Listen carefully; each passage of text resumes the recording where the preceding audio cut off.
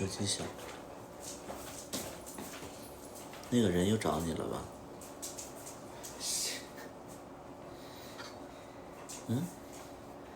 米家洗衣机。是啊。新浪微博，百里屠夫。谁呀？我也没说谁啊，你这么紧张干嘛？谁呀？心里有鬼。谁呀？这还有，这。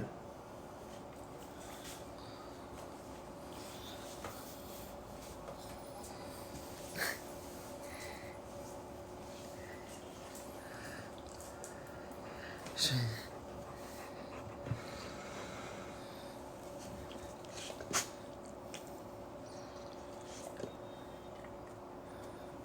你去遛狗。还疼吗？那你消失。不消失。走。你说你整它干啥？谁整他？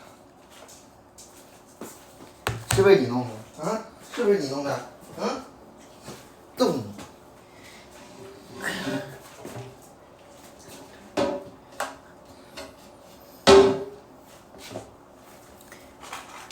电视的。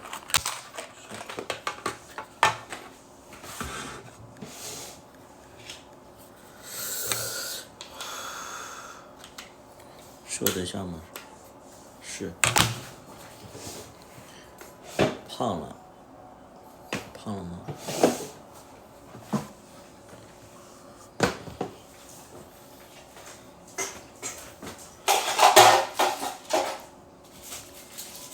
你说说你。啊？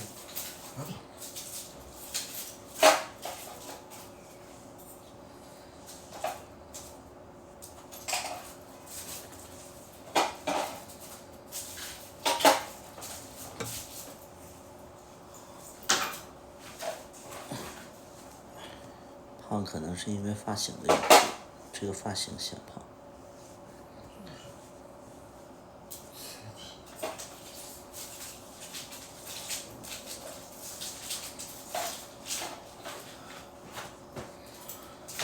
你是在洗澡？没有，在擦脚。这个湿巾，一般咱们用的就是从头擦到脚。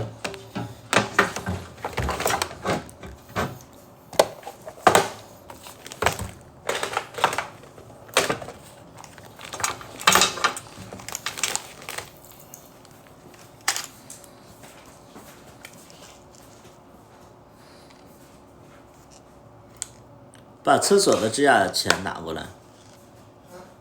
厕所的指甲钳，这个扔掉。看一下。扔掉干嘛？生锈了。还行，留着。厕所里还有2个呢。怎么不出新歌了？因为，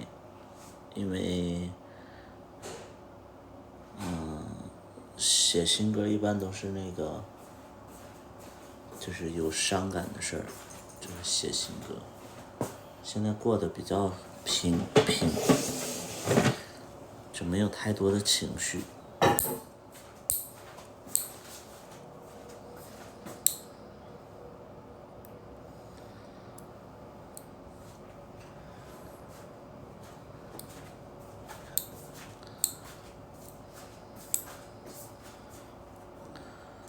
你和龙照为什么分手了？龙照为什么分手？你说电视里还是？你说电视剧里还是现实啊？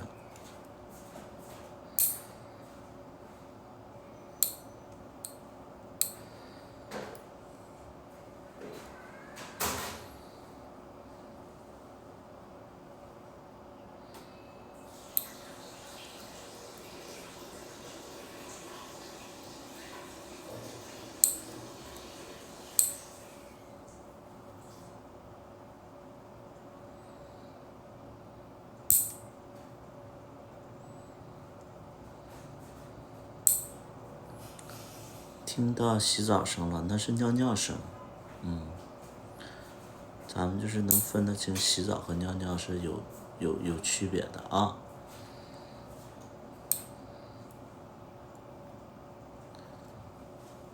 李茂还会再回来吗？可能没有，就是李茂和下一步可能李茂和那个罗勇他俩就不是在一起。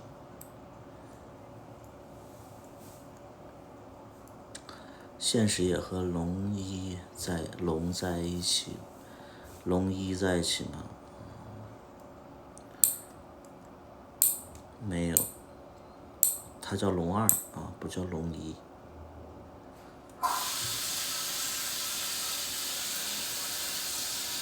小大夫不是要拍 vlog 吗？怎么没更新？那你就要问他了。他自己不更新，我这个来小大夫，人家问你说你不是要拍 vlog， 你为什么不更新了？别天天在家里，没有什么可以拍的。这就是你的理由。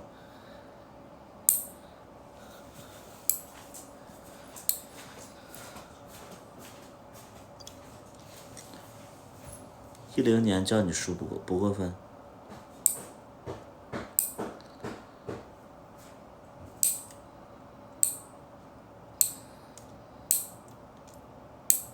你就是00后叫我叔，有一点点过分。对，有一点点过分。10年不过分。日常对话就行，他不愿意拍，他找理由找借口，这不行。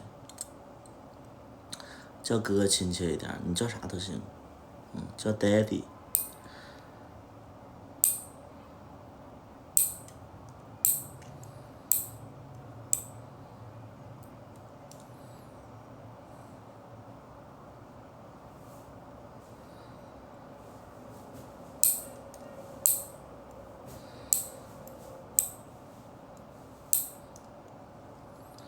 拍戏赚钱吗？拍戏赚钱吗？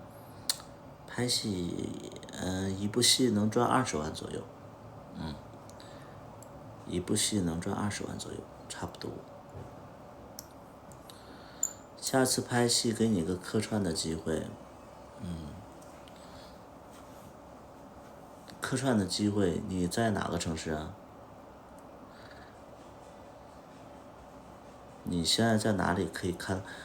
在哪里可以看到那个剧？在 B 站。你形象都行，你老家齐齐哈尔的，那我好奇，就是你现在做什么的呀？海淘，你现在在做什么？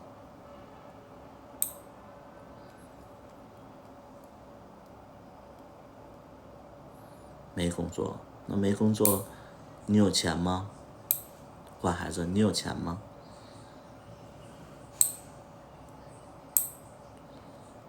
就没工作，你有钱吗？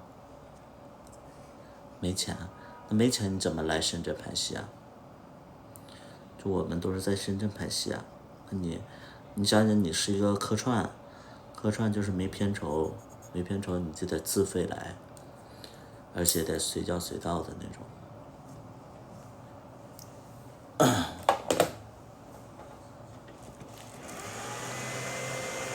你是国家1级演员了吗？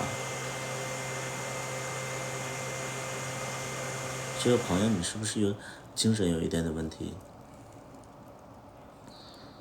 能见你一面就不错，能见你们一面就不错了。有可能孩子放假，可能去东莞。海涛，你在说什么？就是我说的和你说的不是一回事儿。就是如果是你是开玩笑的话，我就不解释了啊。你要是没开玩笑的话，我就跟你聊一聊啊。就你说的东西，你能不能听懂别人在说什么？没有开玩笑，没有开玩笑。就拍戏这个东西是别人叫你，你才能来，而且就是你得随叫随到。像你这种客串又没有片酬，啊，不是说你想来我们就为你就拍。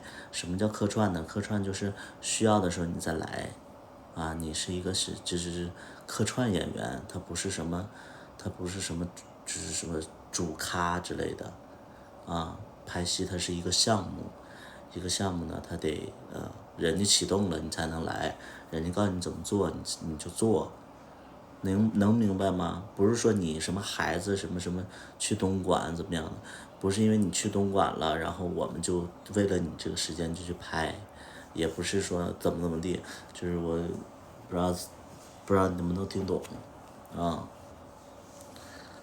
主播爱笑吗？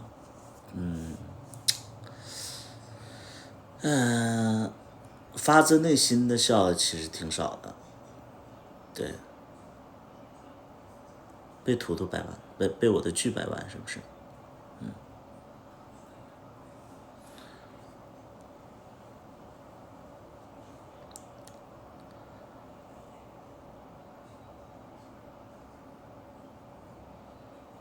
没见图图怎么笑话，就发自内心的笑，其实比较难，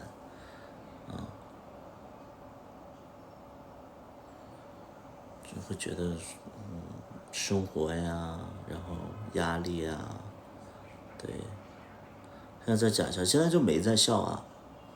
像我有在笑吗？我不觉得这个，给你安排一个小三上位，不是这个叫海涛的，我这个叫海涛的，就是我说的东西你还不明白吗？客串是什么意思？你懂吗？给你安排一个小三儿上位，就是你能听懂我在说什么？你知道拍戏是怎么回事吗？知道了是不是？那就不要在这开玩笑了。路人甲，是这个意思。对，路人甲说的很简单简洁啊，明了。是的，是的，是的，你们都明白了啊！我以为我说的不明白，就客串是这么个意思啊。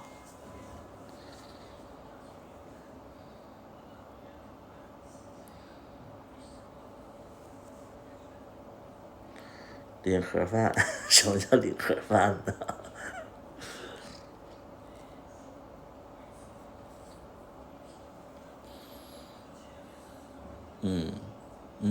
是，你们都能。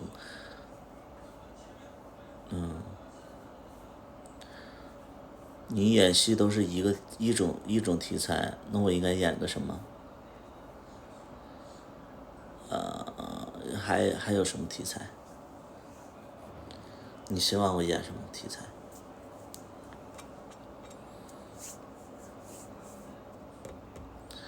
哒哒哒哒哒哒哒哒哒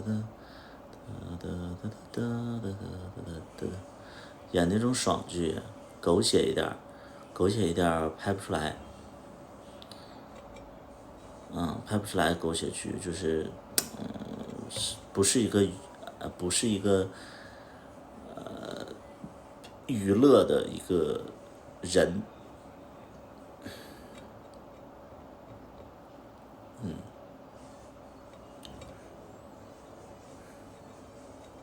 我是写剧本的，我啥都干，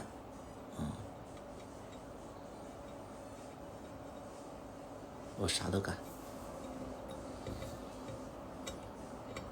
我我最近那个那什么，我最近那个不是要学炒股吗？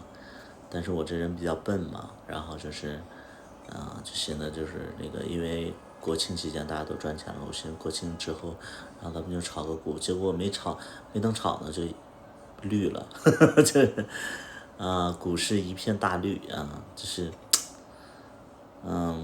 所以就对，就是还没来得及，你知道吗？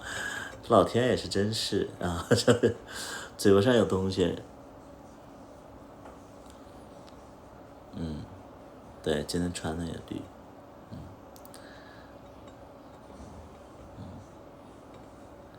没来得及呀，没来得及。对，回调还会涨起来的。像我们炒股也不会花多少钱，所以就没啥意思。我其实就是想学学，对，我其实就想学一学，但是还没等学呢，人这个，对，我开户了，完了还没买呢。对，累积经验，是的，那个叫大鹏说的，对，累积经验，还没买呢，人就那个绿了，我就没买。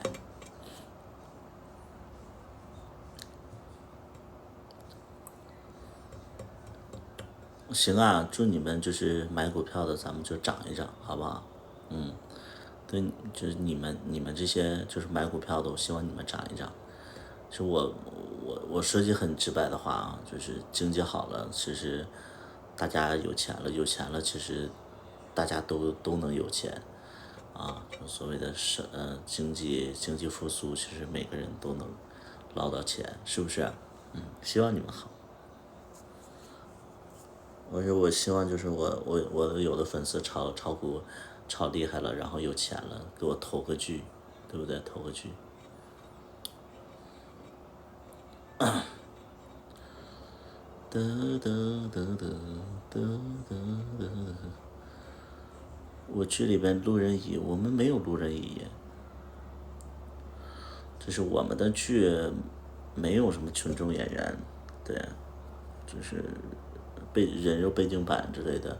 你知不知道人肉背景板这个事儿就特麻烦？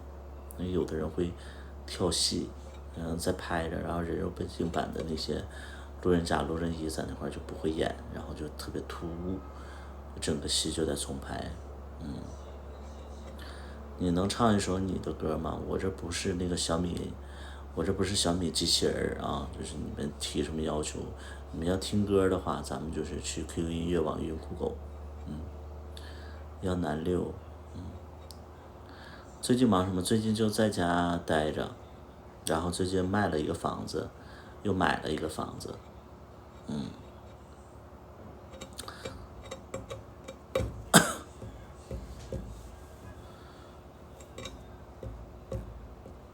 在家待着。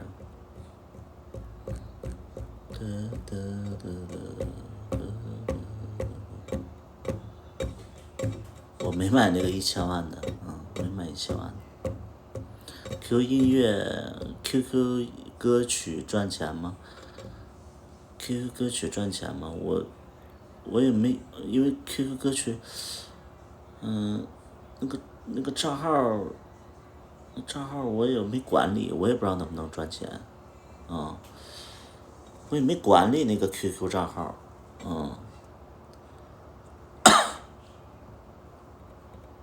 没买那套，买了另外一套，买了一个小破房子。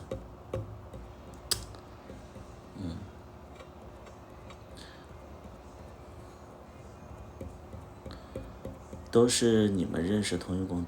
不，就是网上找的人。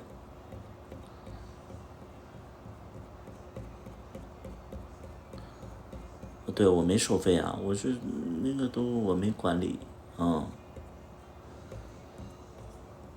真以为你没钱了？没钱确实没钱了，但是，就是买房子还有，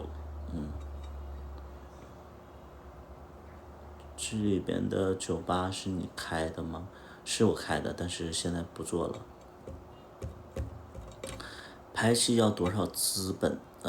就是大概50万、70万、100万都可以拍。是在深圳买的，我不是在深圳买的。我最近买这个房子不是在深圳买的，深圳的房子咱买不起。现在深圳不用社保了啊，也用社保，但是我有社保。为啥不做什么？我没看着你上一句说什么。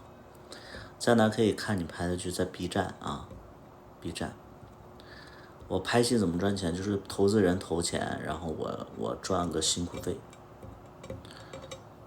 是你自己投资的吗？投什么？什么？为什么酒吧不做了？因为到期了，而且伤身体，做酒吧这行吧伤身体，要1年我去看了，价格太高啊。那你不在深圳的你不交社保吗？像我在深圳，我交了2年社保了。剧本是你投资的吗？剧本是我自己写的，我自己写不用投资。你准备捣鼓啥？什么？捣鼓啥是什么？就是想做点啥，是不是？回忆卡点儿。芝麻很贴近生活，那就自己的一些过往的一些事儿，然后就是改了一下。对，投资之后怎么收费啊？我不收费啊，我们不收费。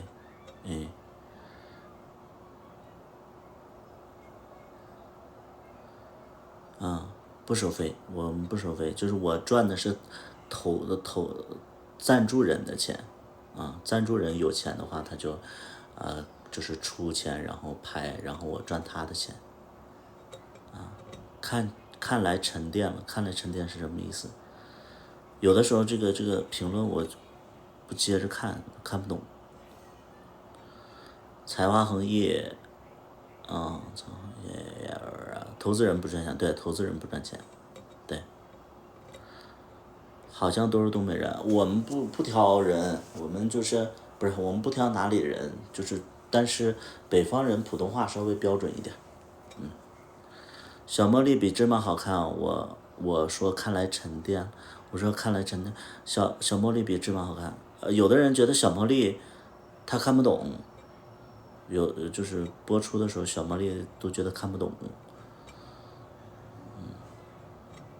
也更喜欢芝麻的多喜欢芝麻的更多一点，芝麻梨你好可爱。芝麻梨我好看，你第一部第2部啊？第一部是不是？第一部我可爱吗？第一部我像个怨妇，怨灵。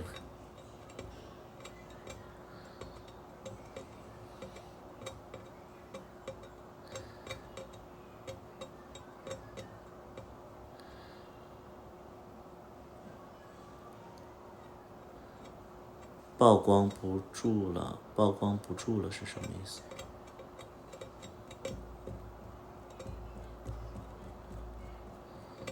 你不准备做点啥呀？我不准备。我在惠州买的房子，惠州买的房子。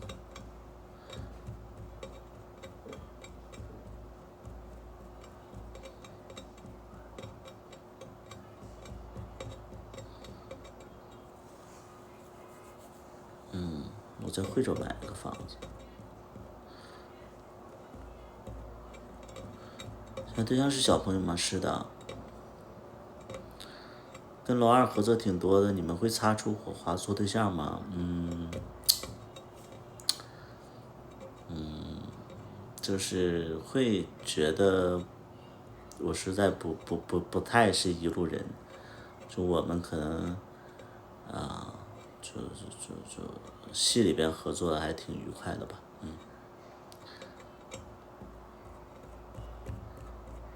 酒吧没再经营了，就是不想做了，就是一是不赚钱，二是房租到期了，三是伤身体，就没做了就是做了3年多了，就是我是一开始做这个酒吧的时候也是就想着人生的一个体验，也没指着他赚钱，但是唯一没想到的就是可能很伤身体，可以去找我吗？找我干什么？找我干什么？酒量如何？我觉得酒量太好了，可能是，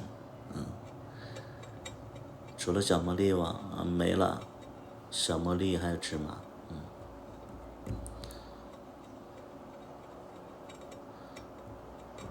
我处对象，我有对象啊，我有对象。你和小大夫是怎么认识的？他是他前任算是我的顾客，完了他跟着他前任一起来我这儿消费。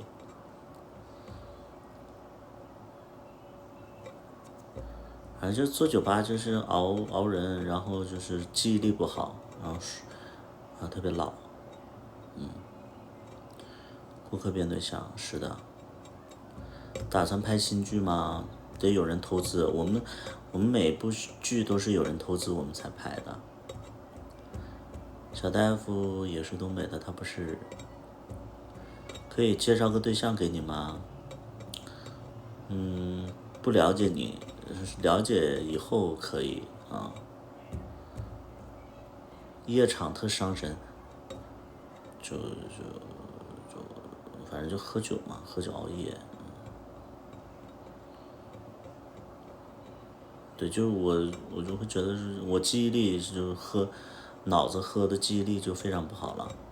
其他身体还行，就是记忆力，比如说就是之前发生一些事儿我就记不得了，记不得。以前蛮搞笑的，那你也得看今天心情适不适合讲笑话。对，我就定居在广东。对，投资人赚钱了吗？投资人不赚钱啊，投资人就是有钱，然后就是投资，为这个圈子做贡献。或者说，投资人可能是因为喜欢我，或者喜欢我们剧里的演员，就想为这个我们去做一些的投资。对，会不会有人里放什么？真有人酒里放那啥，放哪啥呀？服装大亨投资了吗？服装大亨是谁？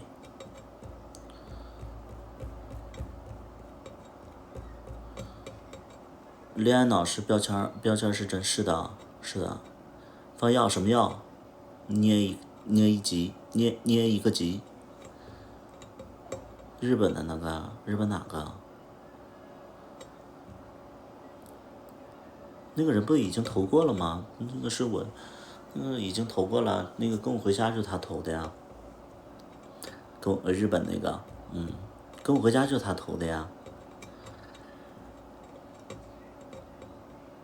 迷害药，真是哪有迷药啊？咱们就是，我说实在的，就是那些迷药不是，你们可能看电视看多了啊，蒙汗药，蒙汗药，我跟我对象相差13岁，然后感情上没太大需求，他在感情方面没太大需求，之前说他被生活磨平了，他在感情方面没太大需求，在感情就是在哪方面没太大需求？是在那个生活上吗？还是，诶，在那方面没太大需求是不是？我觉得在感情上没太大需求，那跟你在一起是干什么？对，生理上生理没太大需求，可能你还是你岁数你岁数多大了？不是你对象，你就告诉我你对象多大年纪，我会打呼噜。剧里都是我经历的嘛，有一部分是，有一部分是，除了亲嘴都可以吗？没有。你对象33，然后就是对那方面没需求了，那你多大年纪啊？那个，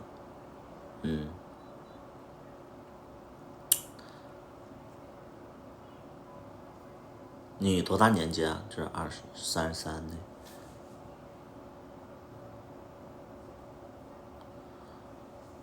相差13岁。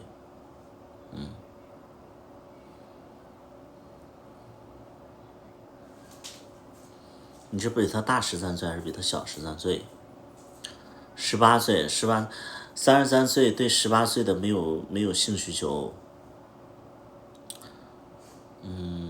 那有点问题啊，这个你这不是说，咱们这说白了，咱们这个不是说你之前什么磨灭了一些东西，这可能是他对你没啥兴趣，没啥兴趣，那可能你得练呢，对吧？你多看片儿学呀，对吧？是不是？你你要说你50多了，他30多对你没兴趣，就是我觉得能理解。你18岁他对你没兴趣的话，我觉得这不对劲儿啊。这不对劲儿，还是得找到问题关键，是不是啊？这不行。他33岁如狼似虎的一个年纪，对不对？他有时候一个月不飞，那我觉得这借口你还是你得骚啊你，真的，我告诉你，这是30多岁真正如狼似虎的年纪。如果说你俩在一起，一开始有，后期没有，我觉得能理解，但是一开始就没有，我觉得有点问题。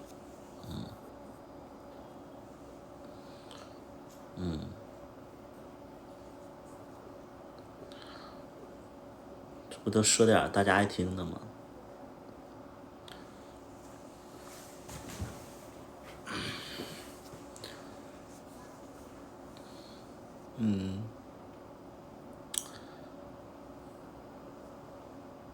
是爱听，是啊，是啊，你爷爷爱听是吧？都警都警告我了。最近不是有人在那个补录地上黑我吗？说什么我阳痿早泄，什么压力大、头发白之类的然后有好几个人就是私信我，就说他也看到了之类的。我统一回复一下啊，就是咱们就是有人，如果说你们看到这个，你们就甭管他，你们也知道就是他那个身高体重的明显不是我。什么30多岁，完了100多斤，然后1米6几吧，他那个是，然后大家就不用搭理他，就是我个人会觉得说什么呢？你越搭理他，他越来劲，就不用搭理他。第二点呢，就是就都能理解吧。我觉得，因为我直播上可能会遇到一些就是讨厌的人，可能我就会怼，就可能是被我深深伤害过的，且被我拉黑了。他又没处宣泄，他只能就是在其他地方暗暗较劲，对不对？布拉蒂有我吗？没有我，我不用这些软件。解释有没有必要？我觉得就算就是我可能就是解释的话，我觉得大家也就觉得挺无聊的吧。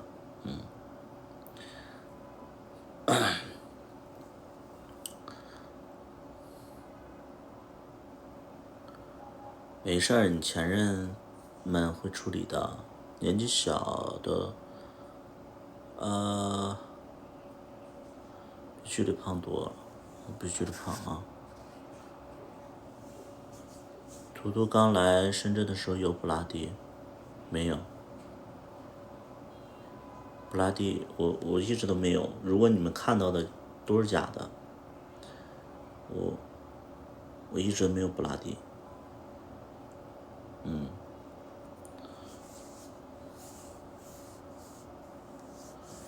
万一真的呢？什么万一真的呢？上面有宣传之妈，那也不是我。你和小大夫谁更要？年纪小的要吧？还有什么办法认识其他人？做网红啊，对吧？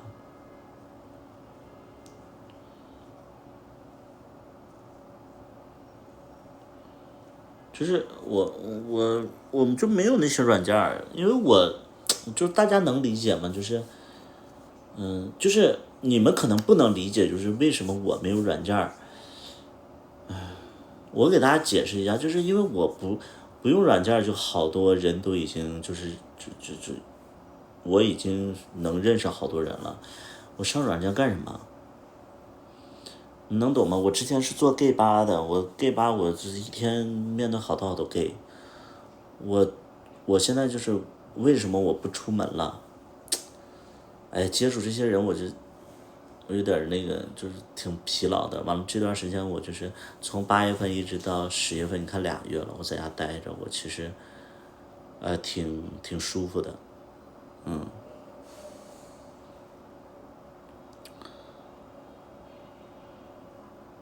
对，就是我没必要整那个软件，就是你们看到那些软件都不是我啊，你们就记住了，那不是我，就是你千万别被骗了，你就是什么什么是怎么地了，我可能如果说就是我现在只有一个软件，就是那个抖音嘛，完了如果说你们碰到就是其他软件聊骚你们的，那都是假的。我有一个官方的账号聊骚的，我就是在抖音上，我可能看到小孩，我会聊个骚，我说哎，发育的不错，是，对，可能会聊那么1、2句，但我说试探性问一下，我说哎，那个多大了？他就会跟我说啊，他说你说就是怎么样，然后就可能聊啊，我就说哎，那个一般我跟别人聊天，人家都会说百里，我之前特别喜欢看你的剧，然后怎么样，那个我听你的歌，那个就是一直在循环。我说那作为你的偶像，能看看一些别人看不到的抖音吗？对，就是我可能会试探问一下，他可能听不明白，那我就不再说下去了。那咱不看白不看，对吧？你还有歌？有歌啊，剧啊，都有。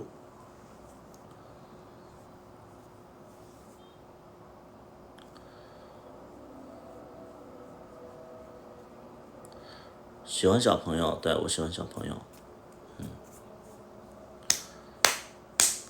哪里能搜到你的歌？QQ 音乐、网易云、酷狗。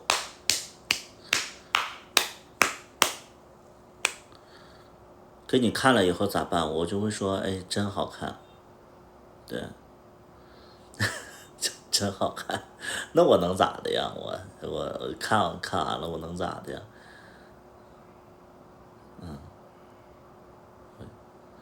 那我能咋的呀？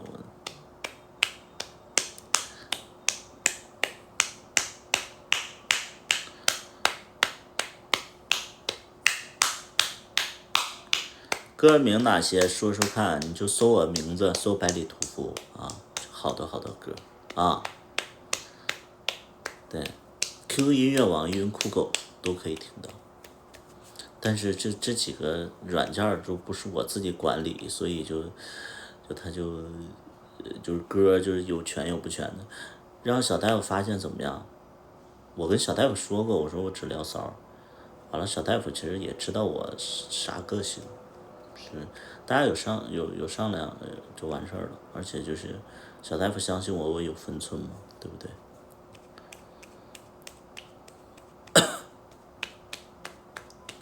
你的音色完全不像 gay，那你可能就是gay 听的还少。你和你对象几年了？1年半。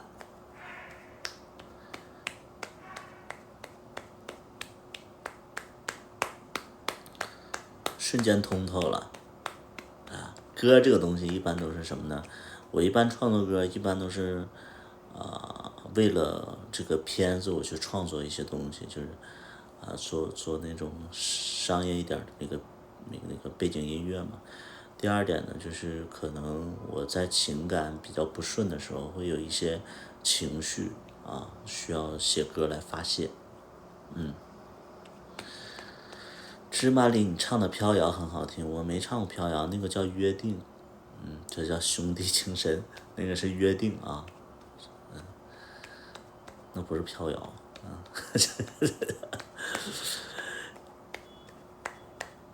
约定。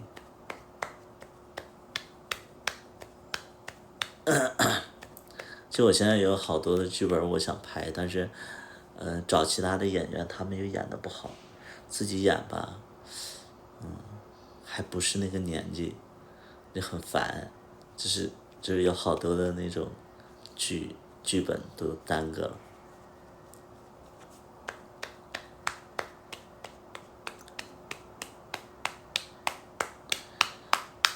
曾经约小朋友的故事，我在感情里我不约，对我不主动约，就我觉得大家有好感的话就是处处看，但我不约，就在你们心里可能不约也是一个特别奇怪的一个现象，但我就是不约嘛，不约。茉莉是真实的吗？不是，茉莉我没死，现实当中我也没得什么绝症啥的，对不对？那怎么能是真实的呢？不是，茉莉是，茉莉算是有一部分是我的日常生活，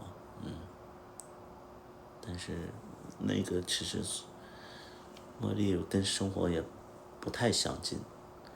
那里边，我演的那个，我演的那个角色就是真实的我，就是我现实当中我就是那样，就天天喝酒啊，然后就那个什么什么，就是对，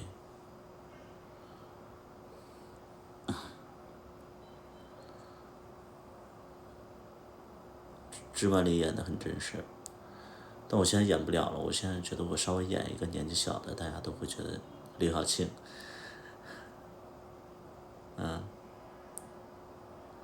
QQ 音乐没收到约定，那是人家的歌，我没有版权。喜欢一个追不到的人怎么办？换一个，对不对？换一个呀。喜欢上别人的男人怎么办？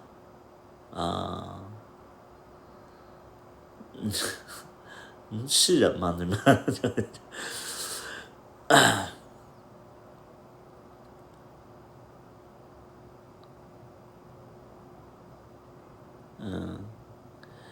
芝麻一开始可年轻了，你不年轻啊！一开始我拍芝麻的时候我都30岁了，我演一个18岁的，很奇怪呀。就我身边熟悉我的人都知道，看了芝麻以后，他们说你其实演小孩你有点吃力了。我说是，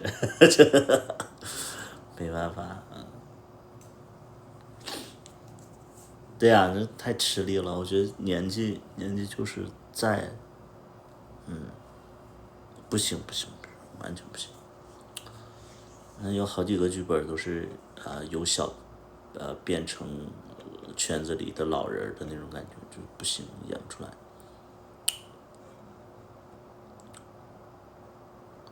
发私信给我，我会看吗？我不会看，因为发私信就是，而且你们发3条私信以后，如果我不回的话，就再发不了了，好像是啊。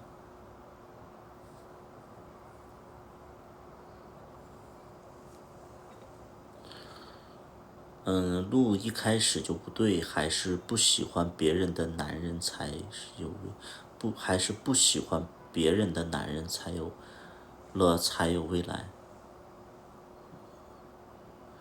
芝麻是一个非常成功的剧，不会啊，我觉得芝麻也有问题。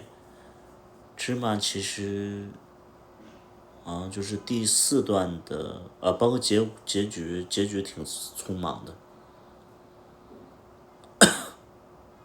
想发张照片给我看一下，不用了。想看你素颜，这就是我素颜，来看一看我素颜。就是你们看到，你看我这个痘坑痘印儿，这都是素颜。然后就是你们现在看到的是有一个滤镜，就是我就是有滤镜，把滤镜和那个美颜给大家关一下，看一下啊。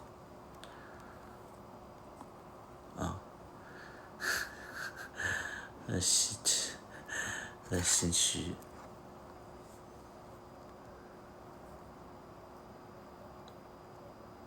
对，这个是。哎，它怎么有小鼻子的功能啊？这个就是我，就是关了滤镜，关了美颜，就这样。34岁，34岁。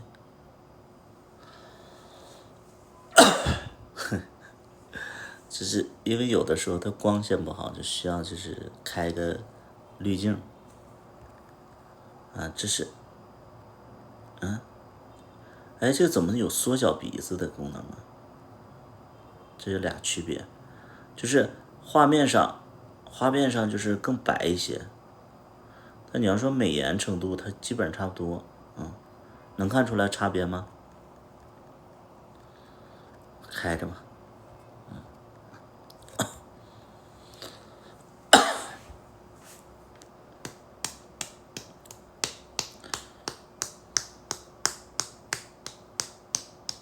老咳嗽是老毛病，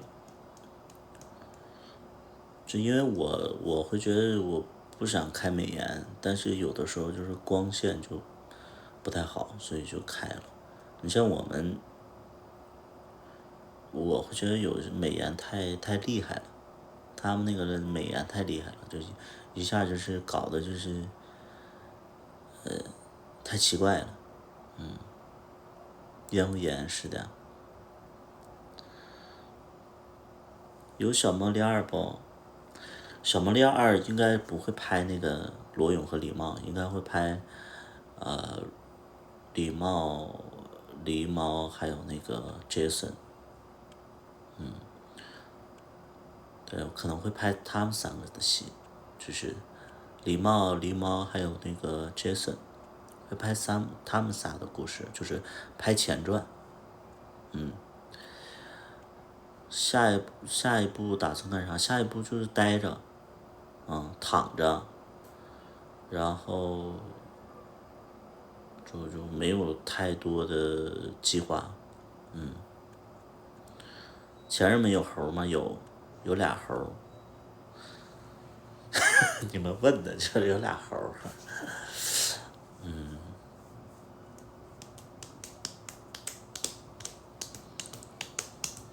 第二部可能会拍前传。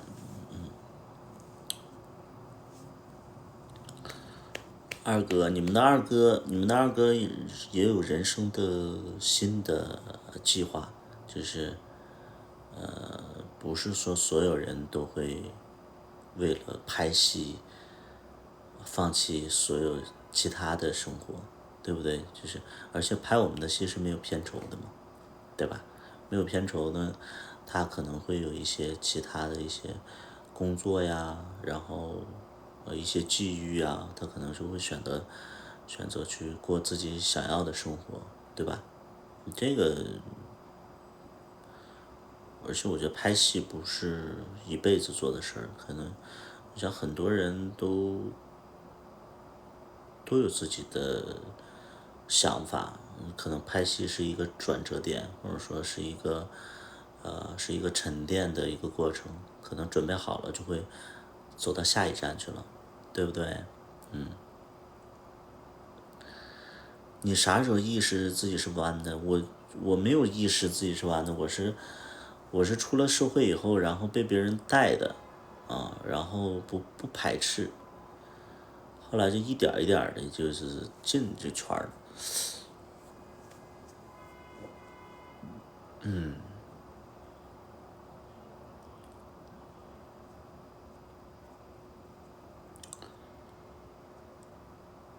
晚上好，你好。二哥有对象吗？二哥有对象吗？我不知道。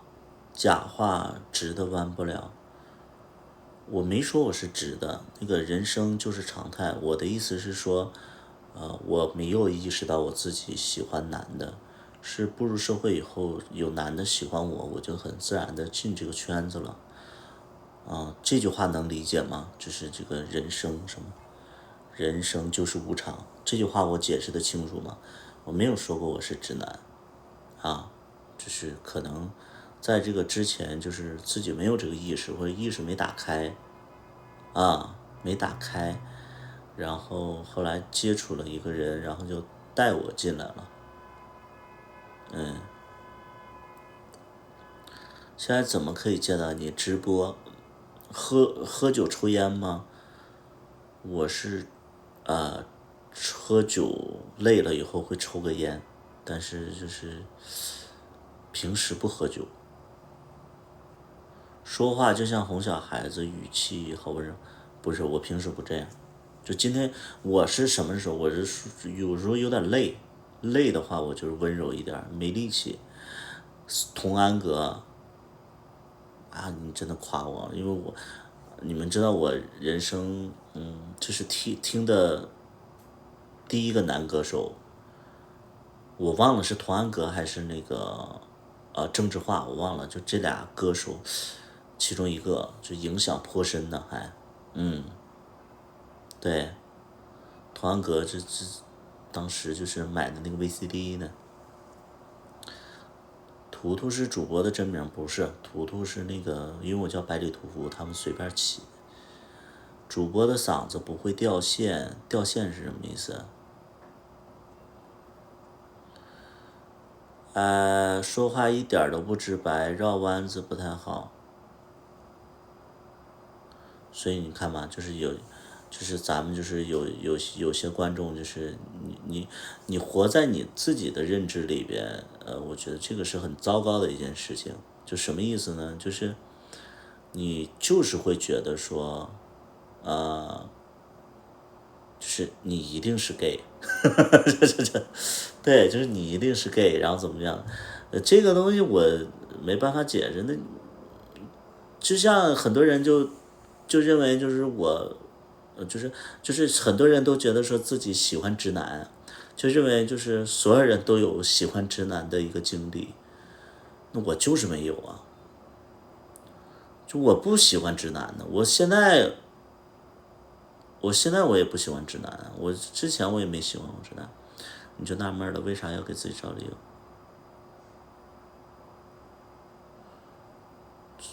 那你别看我直播了，我感觉你精神有点不太好，你非得就是按你的理解去理解别人，我觉得这个不太好啊。你出去吧，你找一个就是说话直接一点的，是我不太好，你这不有毛病吗？你这个精神是有点不好的啊。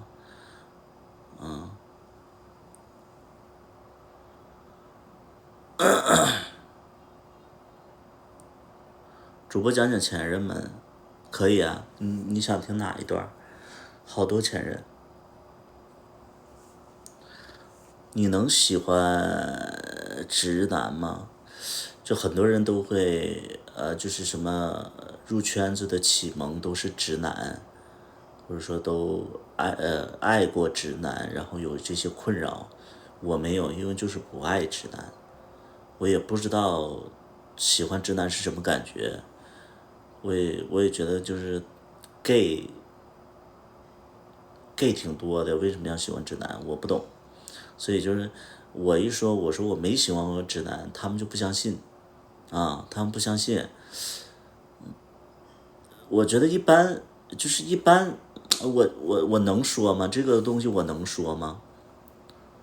啊，我能说吗？就是我觉得就是一般喜欢直男的都偏零，我不是说都是零，偏零，一般喜欢直男的都偏零。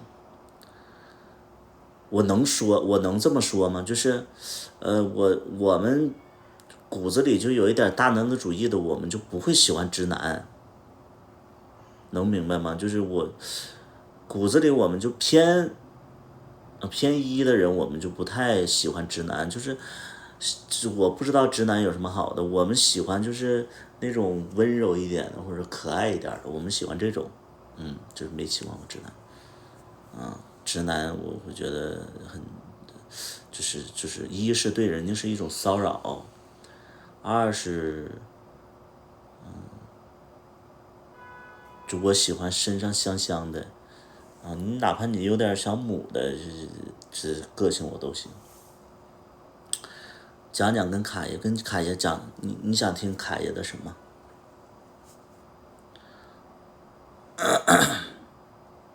你想听什么？卡爷的什么？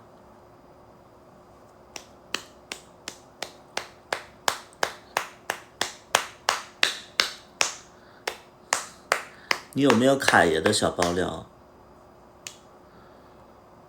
什么关于什么的？我看我什么能讲？对，什么？你们想问凯爷的什么？就是你们的问题，就是我能讲的我就讲，不能讲的咱，比如说人家隐私，或者说不想让你们知道的，那我就不讲。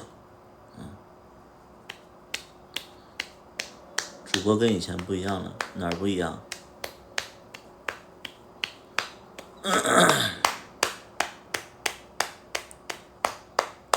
主播是个怀旧的人吗？不算是，有也不能讲。你是不是前2天来西安了？我一直在深圳。喜欢复古吗？不喜欢。可以讲一下第一段恋情吗？第一段恋情是跟一个女孩，是跟我班同学。我是一个女孩，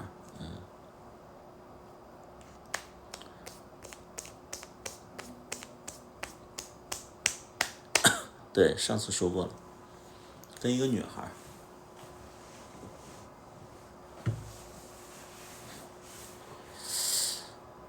苍老了好多，确实年纪也34了。34在你们眼里不算老吗？34在你们眼里算不算老？不算，因为你们喜欢老的，不算，年轻，宝刀未老青年，31周，做生意的，做过生意的人，可能就是30多岁就显得有一点老了，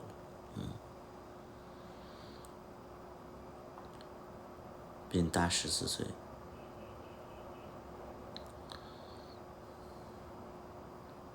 我是东北的，对，我黑龙江，我们家应该属于大庆，这是大庆的一个县城，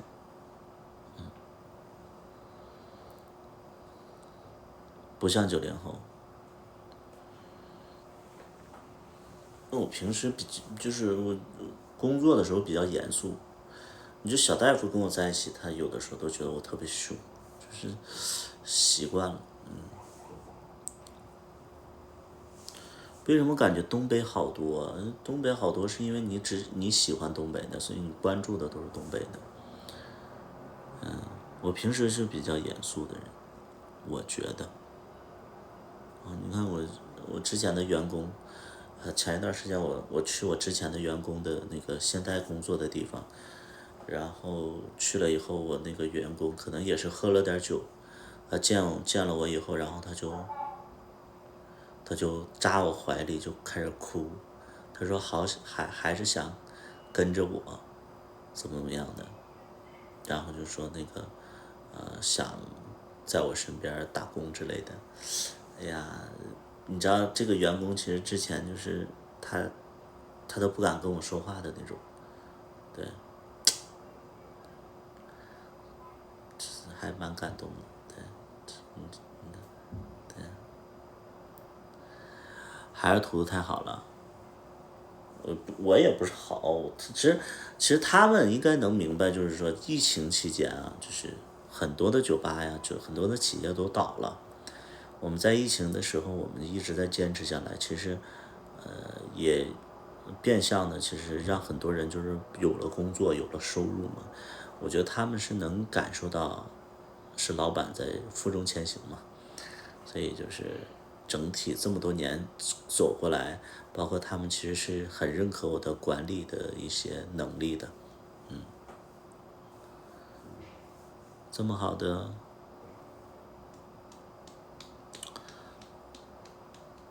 好想得到你的心。这么好的员工应该带着，我带着干嘛呀？我自己都关了，我酒吧都关了，我就带着他干啥呀？你没沦陷啊？你沦陷是指事业的沦陷吗？想进入你的世界，哎呦天！一生一世一双人，你说话像黄晓明一样油，就是别油了啊，别油了。对你好油啊，你说话好油啊。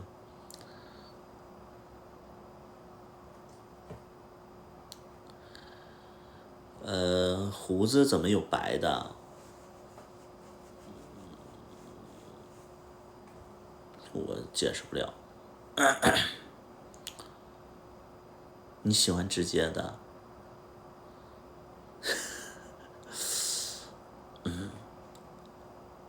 背个图啊。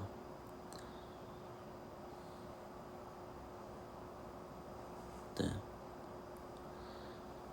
毛发都会变白似的啊。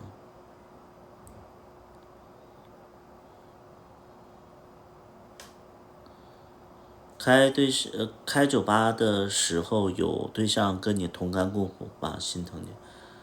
我对象，我告诉你，我对象到我酒吧，那跟个且似的。我对象，我说实在，我找那小对象一个个的能吃能睡，哎，眼里没活儿，天天就是咱们就是，你别指着人家了。哎呀妈，这旁边有个喘气的，完了你怕你自己就是人生无趣，你想想你还有个负担，有个累赘，你能笑着活下去？真的，咱们实在话，你这，哎呀妈呀，你处对象，我看你处对象这种事儿啊，就是我觉得纯粹是闲的，对不对？你其实你自己过吧也挺好，但是你有个对象吧，你会有一点点就是责任感，你就不会轻而易举的，就是说，哎，就对自己厌弃，因为你有一个人不如你，对对对，有个人不如你呢，完了他没你，他活不了，这种该找个人依靠，太累了。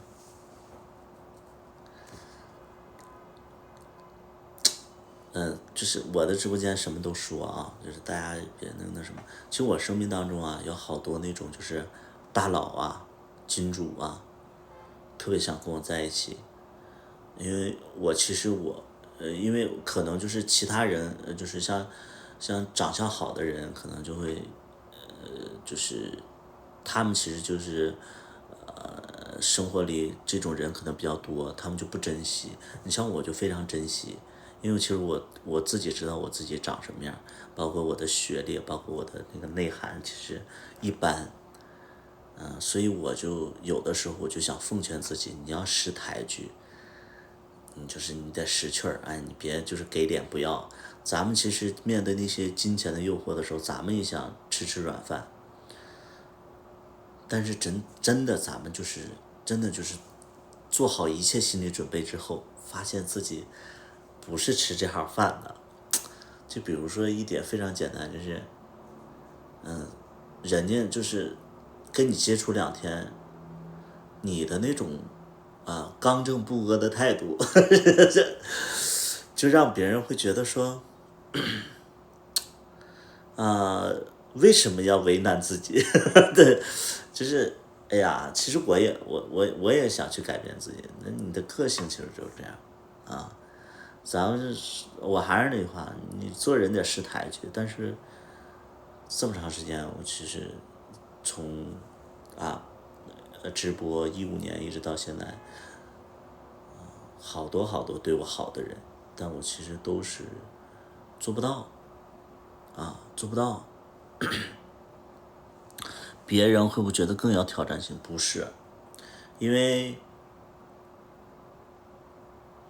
有对我好的人，然后他们就对我付出嘛，就是想着打动我，但我这人我会说的比较决绝，然后我就说哎不太合适，然后他说为什么不合适？我说我喜欢年轻的，他一开始还觉得说我是拒绝他，或者说他不相信，直到后来我处了几个年轻的小对象他们就明白了。对，现在好多，因为你们知道，就是年纪大的才有钱，这些年纪小的没啥钱，年纪大的又不是我的菜，所以我注定就是吃苦，对，我就注定是吃苦，对。你倒是不是很想吃软饭，自己做的饭才香，虽然说很难，年纪太小了。年纪小的有钱的不行吗？年纪小的有钱的都是富二代，富二代的钱，我说实在，那都不是他自己的钱，那都是家里的。就我从来我就不太明白，就是富二代就是拽什么？哎，你富二代，你的钱不都是家里的吗？你今天你爸出去那个赚钱了，你有钱了，你就有钱了。你爸要不出去赚钱，你不就会没钱了吗？而且你爸今天让你开你爸的车出来玩，你就有个车。如果说明天你把你爸惹生气了，然后你爸不给你车开了，你不就是没车了吗？你不就这个道理吗？说实在的，就是很多的东西，其实富二代比你们想象的要难，比你们想象的要难。他不自由的，富二代都不自由的，所以你们找对象就找那种，你像你们这些，如果说喜欢年纪大的，你们能过上好日子，我真心就觉得说这是一个契机，过上好日子挺好。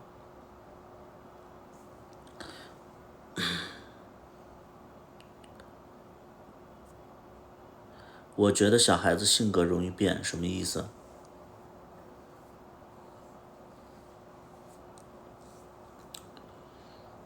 咱就说实在就不，哎呀不，天生不喜欢年纪大的，又喜欢年纪大的，我日子过得好，可那啥了。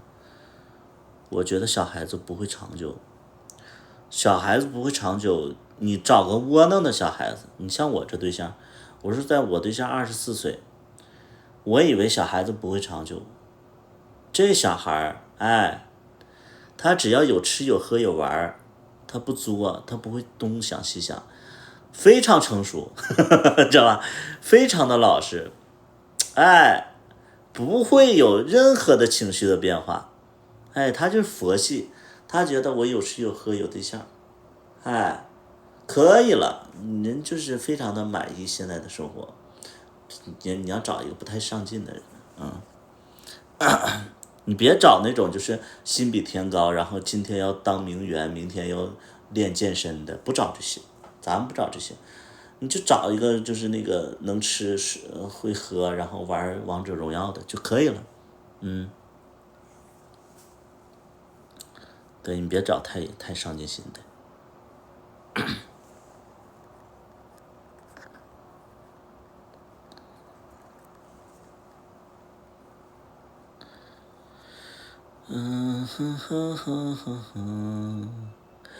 我有图图这样对象，我天天围着转，听起来好简单，听起来好简单。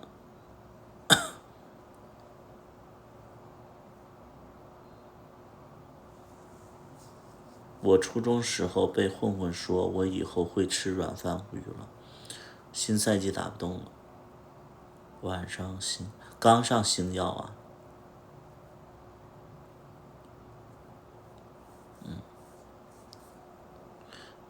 就是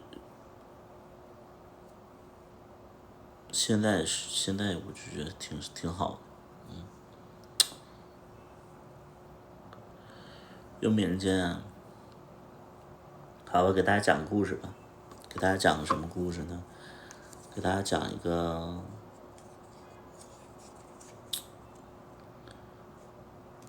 讲哪一段故事呢？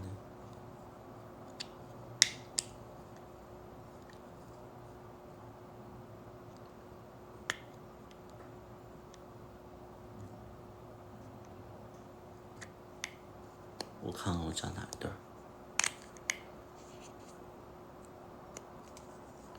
故事太多了，太杂了，人生这些人和事儿太多了，咱们是想一想哪一段。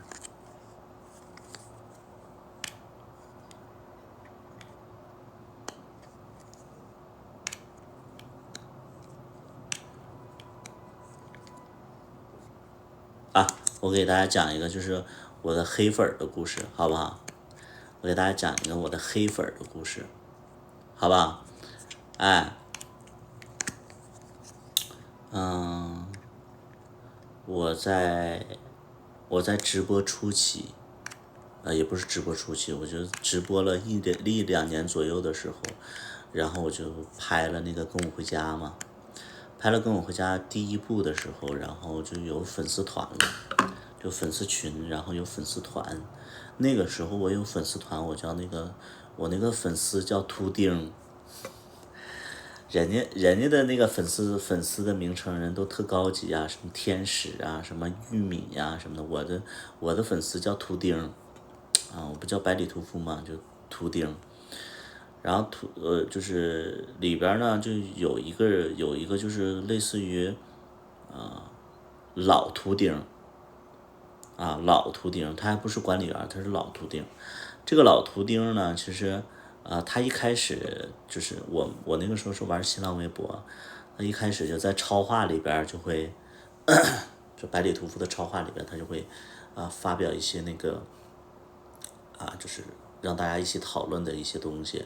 后来我就觉得说他其实号召力还蛮强的，然后就弄了一个粉丝群，加了粉丝群以后他也就比较活跃。然后但是我们拍完跟我回家的时候，然后有一些道具，我就想着就是把这些道具全卖掉，然后去拍下一部。然后当时好像就包括那个剧里的那个公文包、袜子、内裤，不是内裤，也有内裤包括那个西裤、衬衫，我都卖掉了。然后就一个套餐，然后当时他就花了3万块钱，就这个图钉花了三万块钱，花了3万块钱买下来了。买下来以后，然后他就说，这三万块钱就是拍戏用，拍戏用，拍戏用，然后我就收了这个钱，收了这个钱，然后后来就是加了微信，加了微信以后，那段时间我是刚去北京一年左右，然后我当时租房子的那个就是那叫室友，他出了点事儿，家里出了点事儿，他就不想租了，然后但是他还剩点时间，他就想把这个租出去，就把这个租出去，然后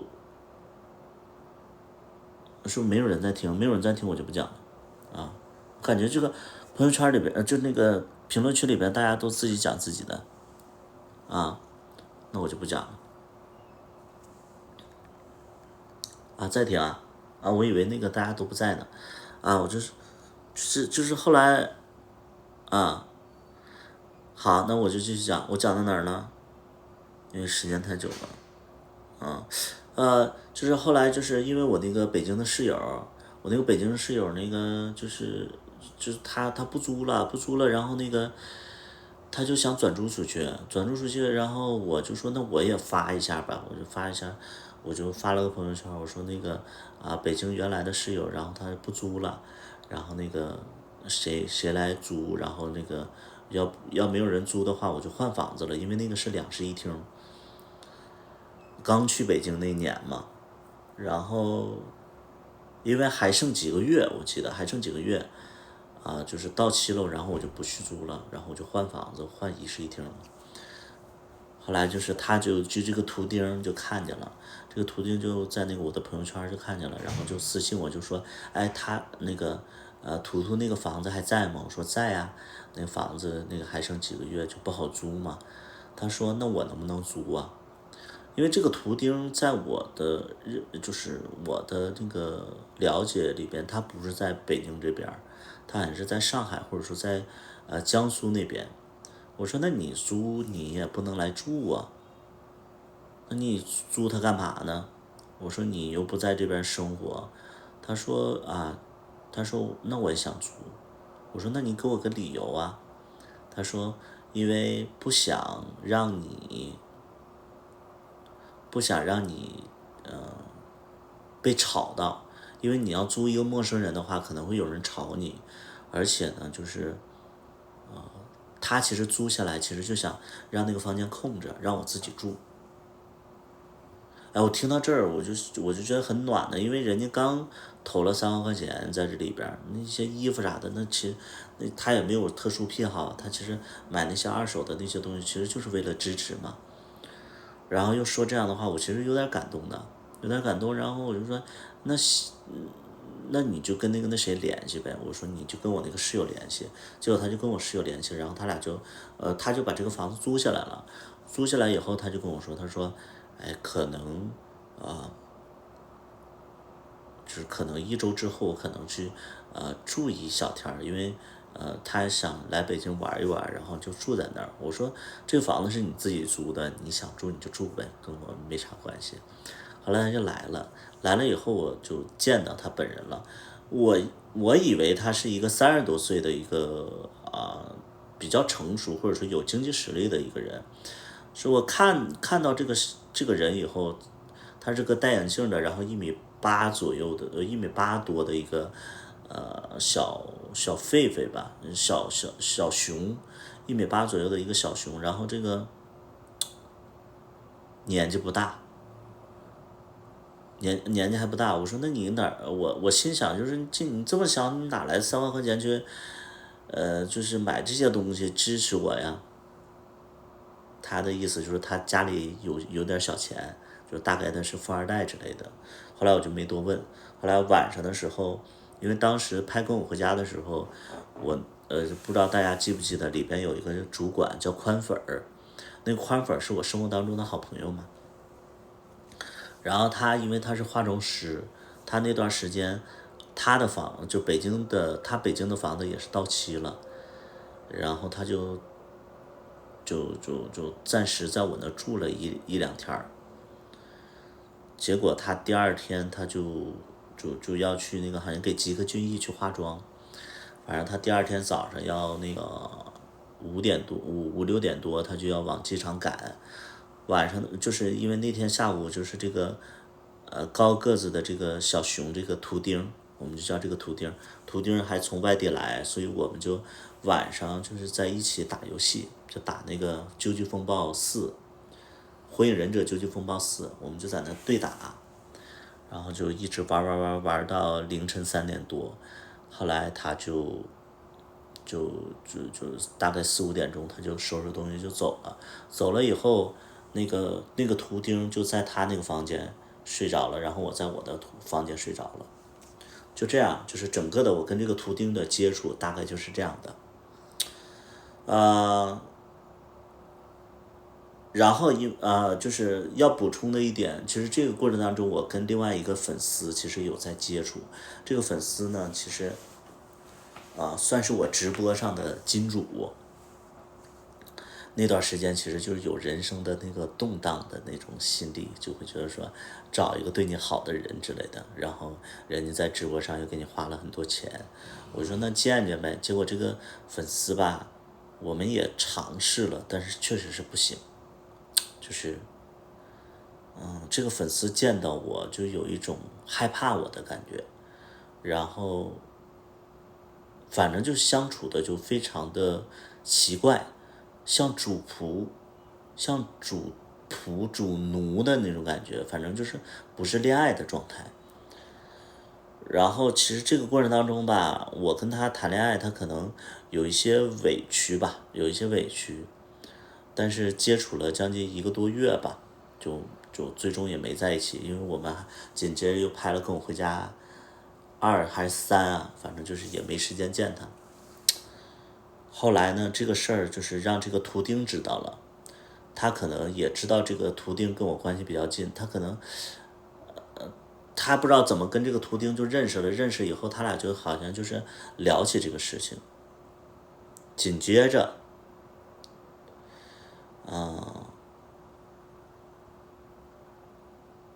有一天，我就跟这个金主在相处的时候，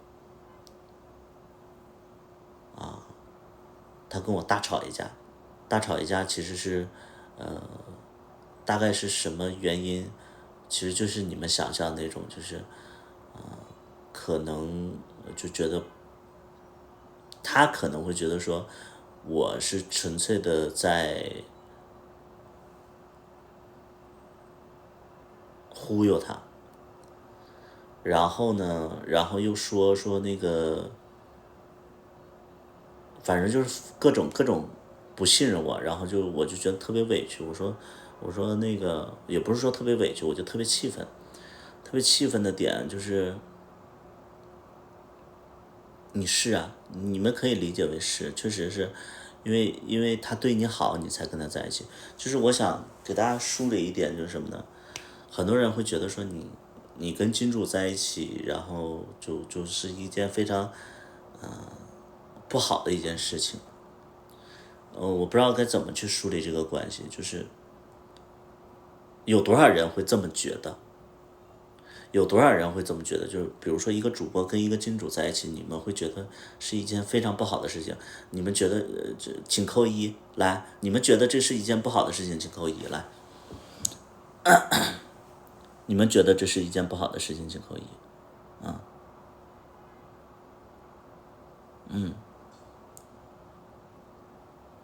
因为你就不喜欢他。好，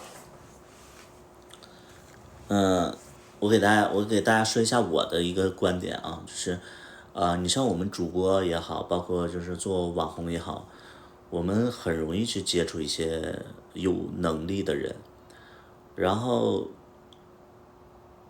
你在跟他接触的过程当中，他可能会通过钱，然后去引起你的注意啊，或者说就是讨你的喜欢之类的，就是我不知道这一点是让多少人就觉得恶心。其实我自己的理解是什么呢？如果说他是一个穷的人，他喜欢你，你跟他在一起，你俩在一起这是真诚的，但因为他有钱，然后你俩在一起了，就会是一个非常可耻的一个东西。那种感觉就是穷人爱上富人就是可耻的，富人爱上穷人就是高尚的。只不过就是我个人会觉得这是一种身份上的一个悬殊，或者视角上的一个不同。我们做主播来讲的话，就是会接触一些有钱人，而且这些有钱人就是对你好。有的时候我们无论说是精神需要这些人对你好，还是物质上需要对你好，其实我觉得这并不可耻。谁都希望自己的对象是一个优秀的人，或者说有钱人。你们不，我不知道有多少人会觉得说我找对象我一定要找穷人。对，就是我不知道有多少人就是有这种怪癖，就是说我找对象我一定要找有穷人。我们都希望对象是优秀的人，且物质条件稍微好一点的。而且就是我个人会觉得说当我遇到一个对我好的人，他的长相不一定是我的菜的时候，我更多愿意去接触和了解，我一定会去尝试。因为一般就是长得好看又对你好又有钱的这种，只能在电视剧里边。我们现实当中都会遇到一个就是可能没有那么菜，但是呢他对你好的人，所以我们去尝试了。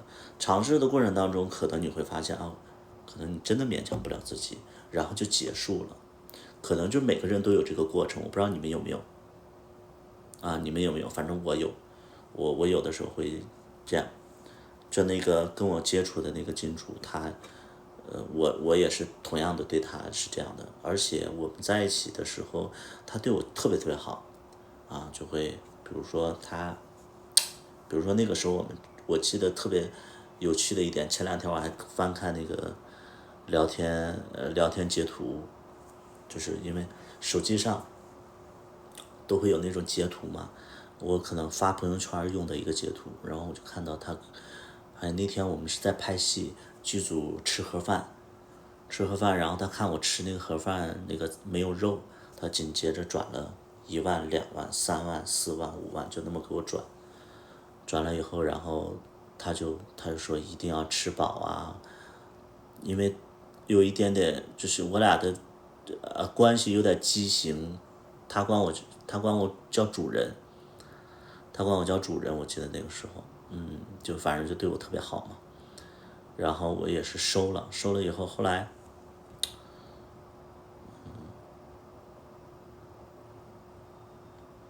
我俩没在一起的时候，我当时有一个同样做直播的一个人，同样做直播的人，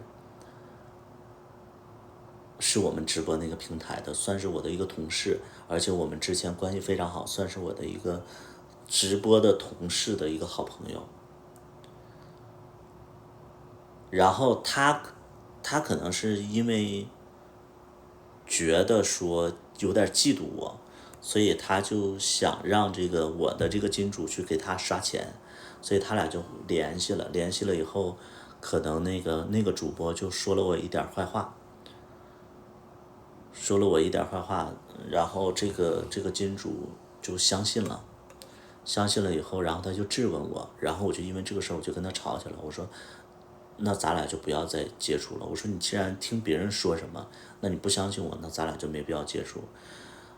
然后我就跟他吵完架以后，他说，就是因为我吵架是非常厉害的，我把事实都告诉他，包括我这个人就是有的时候就是有点强势，我就一顿吵完给他骂了一顿，然后他就跟我道歉。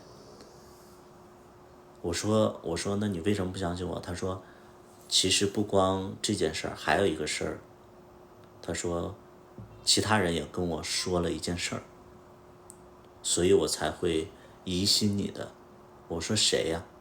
他说那你不能跟别人说。我说你是跟我说什么事儿？他就说那个图钉也在说我的不好。我说他说什么了？然后他就说那个图钉说，说我有一天，跟宽粉我们仨在那块打游戏，然后那个宽粉去机场之后，然后我俩准备各回各房间睡觉的时候，突然我就把门，他的那个，因为我俩一人一个房间嘛，我就把他的门打开了，然后我直接把裤子脱掉了，我就在门口把裤子脱掉了，然后我就让那个图钉，我说你过来，给我那个，然后那个图钉就不愿意，然后我就在他门前我就开始这样了，然后那个图钉就被我的强制要求下，然后就给我那个了，然后大概没3秒钟我就SHE 了。我听到以后我就觉得我就觉得我就很气愤啊，对，没3秒钟我就怎么样？我说那你为什么相信别人呢？我说首先第一点，我说因为我跟那个金主接触的时候，其实我俩没有10嘛，但是他其实就是知道我那个时候稍微有点 S， 其实 S 大家都知道，就是 S 就是可能有一点点 S 嘛。那我可能就会涉及到就是 SHE 这个结果嘛。那其实这个整个的过程时间是非常非常长的，而且就是我怎么可能3秒呢？对吧？我比刘翔还快呀，我这不可能，我就是读秒的，对吧？我读就不行嘛。然后我说你怎么能相信别人说的？我说那别人他说的，因为我当时会觉得我这个金主可能是故意转移话题，就是可能说这个图钉，因为以我对这个图钉的了解，你们就想想我对图钉的了解，我会觉得说这个图钉人家花3万块钱，然后就给我投资，然后人家又就是在把旁边那个房子租下来，他是完完全全支持我，且是不是那种好感，不是爱情的好感，是起码就对我有善意的人。他怎么可能就造我这个谣呢？你们按照常理来讲的话，你们是不是觉得我这个分析是对的？你想想，他肯定是对我有善意的，所以他才会给我投资，才会就是说那个把那个房子租下来，对不对？那我肯定是这么理解，我说不可能的我说不可能的，我说这个绝对不可能，我说是不是你在撒谎？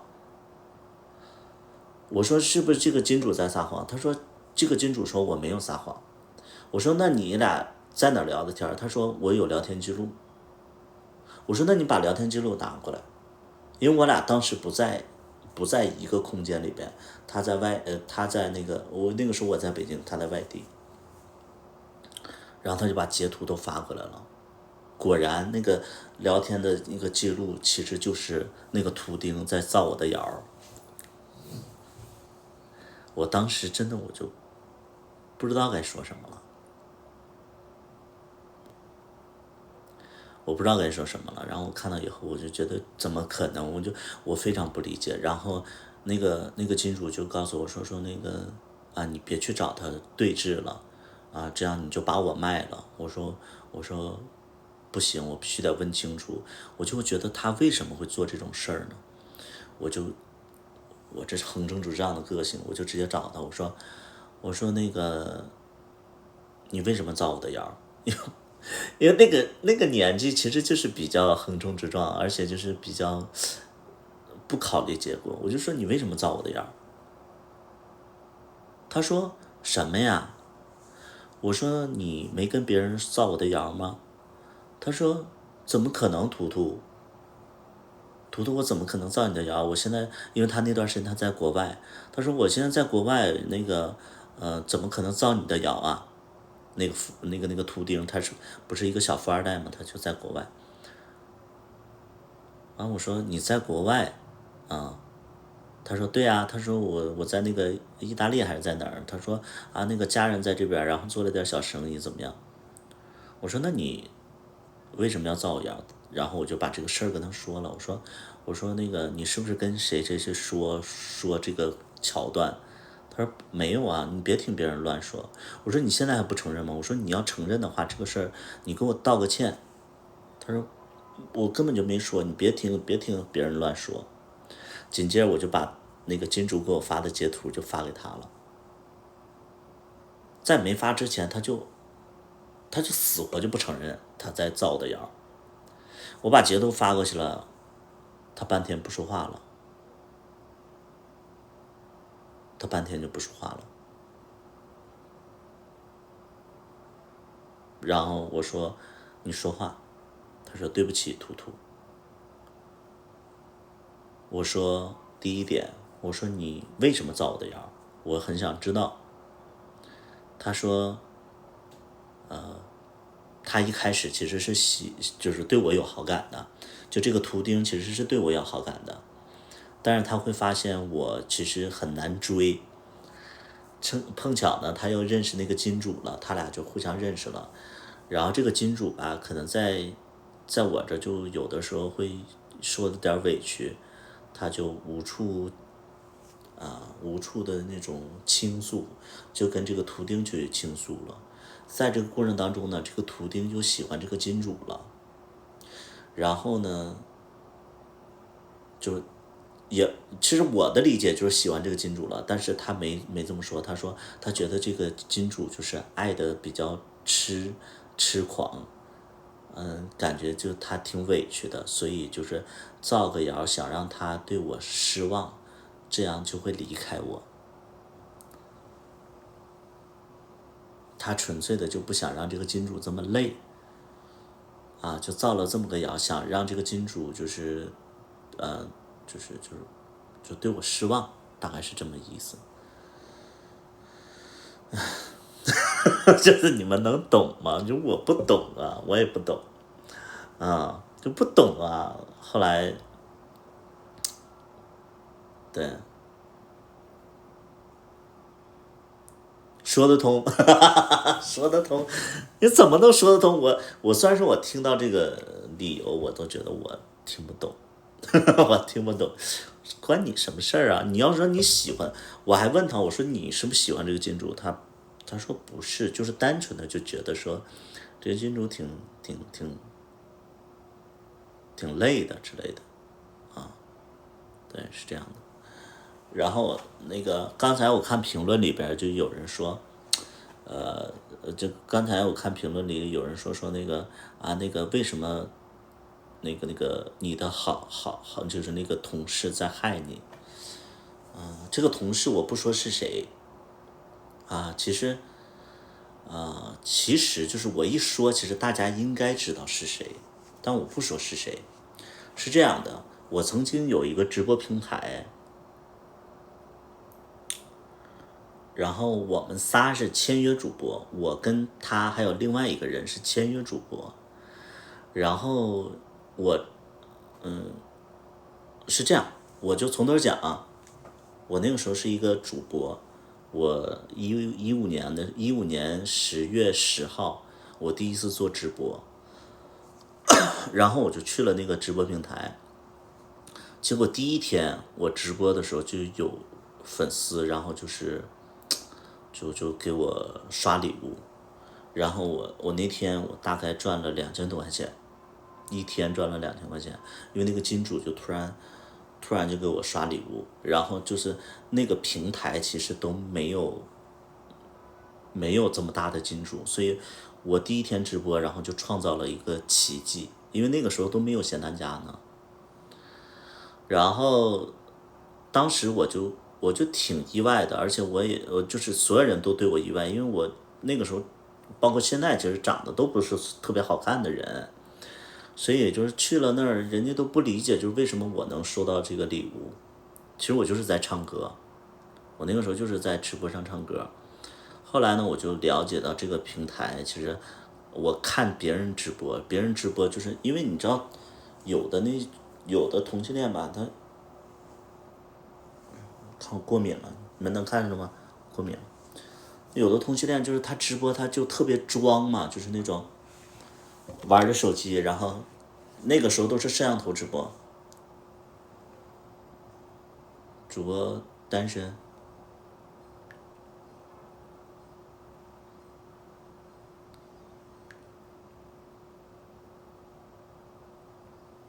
没吃饭，就那种，对，就是有很多人就直播都是这种状态，就是丧着个老脸，然后就是那种就是挺装的，然后就是那种不搭理人的那种，就是很多人都是这样。所以我去了那个直播以后，我就一直在唱歌，我也因为那个时候就是不像现在这么能说，就一直在唱歌，然后就有人给你刷礼物，所以就是一下在这个平台就算火了嘛。火了以后，然后我就注意到，其实其他的主播就有一个主播，然后也是东北的，然后就算是知道这个人了，知道这个人后期这个直播平台，然后就要签约3个主播，然后就签了我，还有他，还有另外一个人，那俩都是熊，我就属于猴或者说狒狒的。然后我们那个直播平台不知道为什么就特别喜欢就是我这个同事，然后他就特别喜欢这个同事，就到什么点呢？就是一直在推他，而且他们现实当中也认识，反正就一直都推这个人，推这个人，然后后来就是因为直播上就认识了吧，认识以后，机缘巧合，我俩就聊天儿，聊天儿，然后就是聊，他，就是我们都是东北的，后来就还见面儿，还一起吃饭，还去北京，然后还就是比赛之类的，反正就是后来逐渐的，就是俩人就算是熟悉了，且变成那种就是爱交心的好朋友，后来逐渐就是到闺蜜的那种状态了。后来我就是做了一个，就是开始做音乐了嘛，做音乐，然后就是写了一首歌，叫《越来越像你》啊，我就做了一首歌叫《越来越像你》，然后这个就是我这个同事，他当时就非常非常喜欢这首歌，他非常非常喜欢这首歌，恰好那段时间他也是刚分手，他就觉得这首歌非常非常好听，他就跟我说那个他想翻唱一下，我说行啊，我说那你就翻唱呗，结果他就翻唱了，翻唱了以后就录完了以后他就发了。然后他发的时间其实跟我发这首歌的时间几乎是没差1-2天，所以就是很多人就听到这首歌，听到他的版本和听到我的版本，就不知道这首歌到底谁是原唱。然后我就说，哎，他没有标，因为大家都知道，你如果翻唱的话是要标注什么 cover，你们懂吧？你们知道吧？就是你要翻唱一个，对，就 cover 你 cover 谁谁谁谁谁，他就没发这个 cover，然后后来就好多好多人都在问我说这首歌到底谁是原创原唱之类的，他就没标注这个东西。然后我其实因为我确实有点小心眼了，我确实有点小心眼了，因为我会觉得说我自己辛辛苦苦写的歌，然后那个我其实就挺介意这个所谓的归属的一个情况，归属的一个情况。后来我就因为我知道他的个性比较，他不是说不好，但是他就是说话比较直接，他爱生气，他其实有点爱生气，但是因为我是1，他是0嘛，所以我也就会觉得说这个0生气，其实我是能包容的，而且就觉得说挺可爱的，但是因为他不是我的菜嘛，然后我就寻思我跟他说一嘴，我就说你干嘛呢？他说我在看电影，他好像看那个什么就是那个前任几，对，看前任几呢，好像是。还是看什么我忘了，反正他就看一个电影。我说那我有点事儿跟你说，他说马上看完了等会儿说。后来他看完了以后，我就跟他说，我说哎，这个事儿，我就说你看那首歌你没标注那个 cover 原唱是谁，现在很多人都不知道谁是原唱，我说你能不能稍微改一下，我说这个别造成什么误会。他生气了，他说好，知道了。紧接着他就把他翻唱的那首歌删掉了，包括他之前翻唱我的另外一首歌他也删掉了。就这样，我俩就是有点，就是因为这个事儿就有点闹得不愉快了，就有点闹得不愉快了。16年还是17年，你们看一下是前任几，就因为这个事儿闹得有点不愉快了。然后后期呢，因为我总写歌，然后就是因为我这人也没有什么心眼子，我就是会有一些有能力的人就出现了，然后包括我就开始拍剧了嘛，拍剧就拍了《跟我回家》，然后就小火了一把，然后可能就是因为他跟我是同时期的人，他就没有什么作品，一来二去的，然后我直播就逐渐人就多，他可能逐渐我们就拉开距离了，拉开距离以后。我直播就会有金主会有投资人他可能就心里就不太平衡。后来我就接触了，就是刚才我讲的那个故事里边的那个金主，那个金主其实就看我直播，然后就挺想跟我试一试的。然后我明知道那个人其实不是我的菜，但是那个时候的认知就会觉得说，你做直播包括你拍剧包括你写歌其实你更多的是希望有粉丝，然后就是让生活变得更好嘛。那个时候直播就是为了赚钱嘛，然后就有能力的人，或者说有经济条件不错的人，其实你不应该拒绝，你应该去尝试，然后走出上一段感情的阴霾。当时就这么想的。后来就是接触了一段时间，然后就觉得这个金主对你挺好的，但是各方面都不适合。不适合当时，其实我就打算跟这个金主分手的，然后但是我没好意思跟这个金主说，而且当时我最主要想跟这个金主分手，其实是因为什么？因为这个金主家里都是那个就是帽子叔叔，家里好多人都是帽子叔叔，我就会觉得他天天这个直播给我刷礼物，当时胆儿小啊，而且就特别小心翼翼，我就说他家族里都是帽子叔叔，他万一就是他不是帽子叔叔，他家族里是帽子叔叔，我就会觉得说你给我刷这么多礼物，万一你家里要知道的话，会不会，对不对？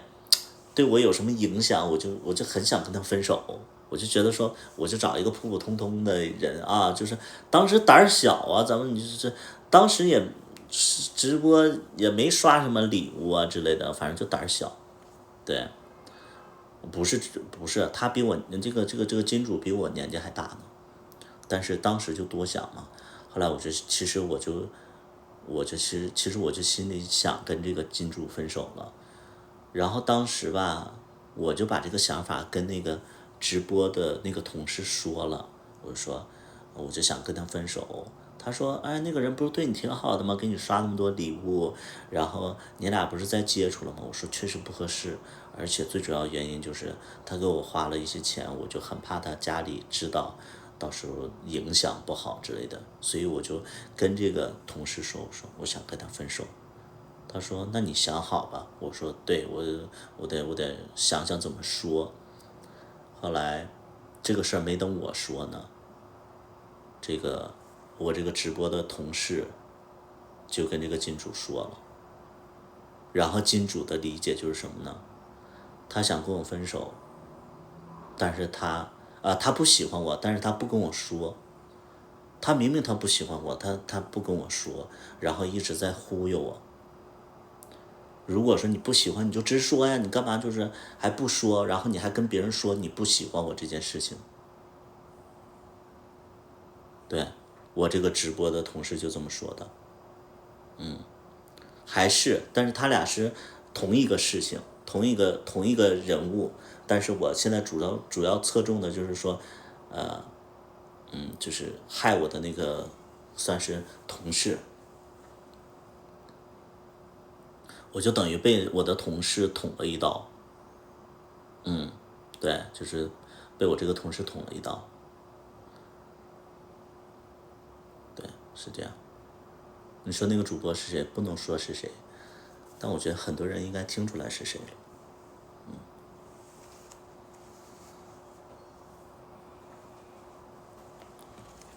就这样啊，然后那个我就跟这个金主就吵了一架，然后就是后来就也没跟这个金主在一起了。然后从那以后，其实我就不太有什么好朋友了，对，不太有什么好朋友了。我过敏了，你怎么看出来的？你直播上能看出来是不是？金主去哪里了？金主就是，后来没跟我在一起了，没跟我在一起了，然后呢，我就跟他说了，然后我俩就是正式的分手嘛，分手，然后，我的意思就是说，因为他当时确实给我花了很多钱，我说要不要我给你退回来点钱？他当时，刷了好多好多钱，然后那个钱其实我没怎么花嘛，他给我刷的钱我其实没怎么花，然后我就说那咱俩不在一起了，而且我也不想让你觉得我在怎么的，我说要不然我退你点钱之类的，他说不用不用，我说那你想好，我说你要是不要的话，可能以后你再找我要的话，可能就是我这个钱就花掉了。他说，他说的很明白，他说，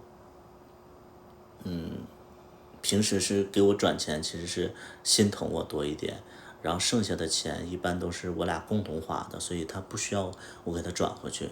我说，但是你给我花了很多钱，然后你没钱去花销的话，你家里肯定会担心你，或者说就问这个钱花哪儿了。我说最后一次你想好你要不要我给你转点儿？他说那能不能转回30万？我说我没那么多钱，我说可能我能给你转个20万，就这样我给他转了20万，支付宝给他转的，我还记得不是20万就15万，忘了，反正就给他又转回了一些钱，就这样我俩就没再联系了。对，几十个 W， 他不光是几十个 W 啊，好像是得有上百了吧？对，得有100多吧，一百个 W 吧，我觉得。对，我就给他转回去一些。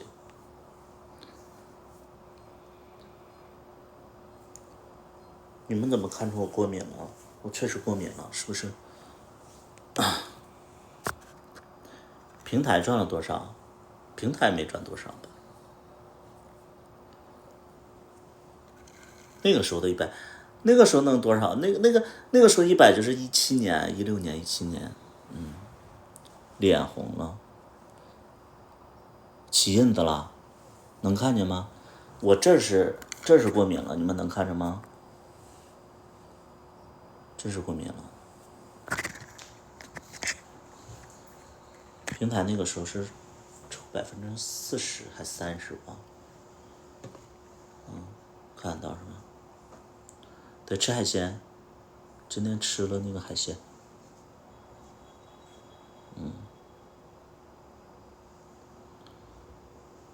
对，所以我后期我就基本上没有，我就被这个人捅了一刀，就是被这个所谓的这个直播的同事，捅了一刀，从此以后再没理过这个人，就从此以后再也没理过这个人，而且就是我也没跟他闹掰，但是我记得后来这个事儿，我觉得他知道我知道他捅我这件事情，但是我没跟他闹掰嘛。然后我记得有一次我们见了面，然后我就假装不知道，我还跟他打招呼呢。但是他明显知道我知道他捅我一刀，然后他就不说话，他不敢，他有点不好意思跟我说话，或者不敢跟我说话。就见过那么一次，然后我表面工作我做的就是当做没事人一样，后来就是再没联系过。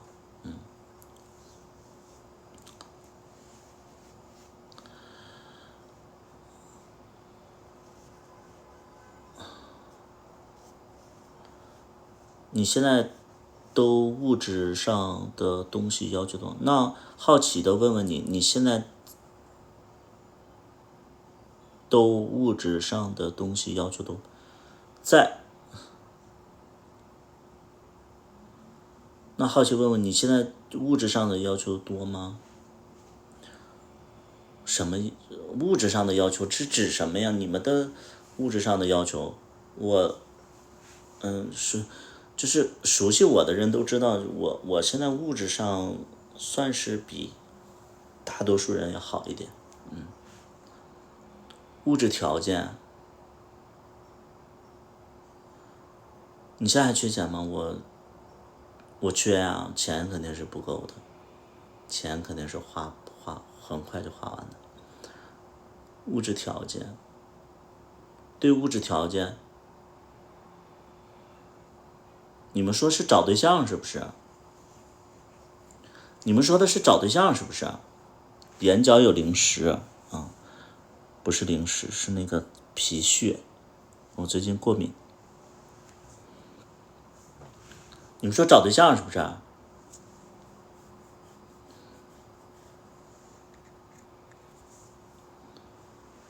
对，我过敏了。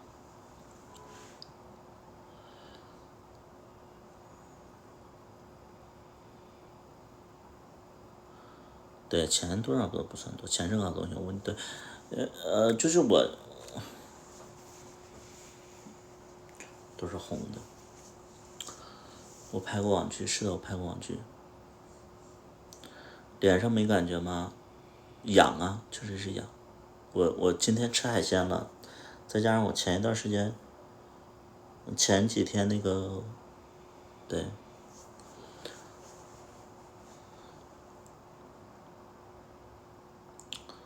车房、钱包、需求大吗？需求大吗？你问题的点在哪儿？就是我想问一下，就是你问我这个问题的点是什么？荨麻疹不是，我最近在吃那个，我有肾结石，然后在吃那个我也不知道在吃什么药，在吃那个去医院去开了那个药，可能再加上今天吃海鲜了。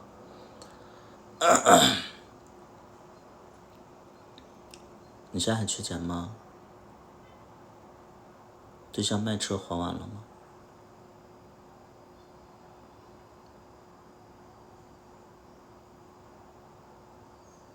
你现在在追求物质生活吗？我不明白你在说什么，就是这个你一直在说追求物质生活吗？我不懂你的意思是在说什么。你要说我对他感情，我追求物质生活怎么样？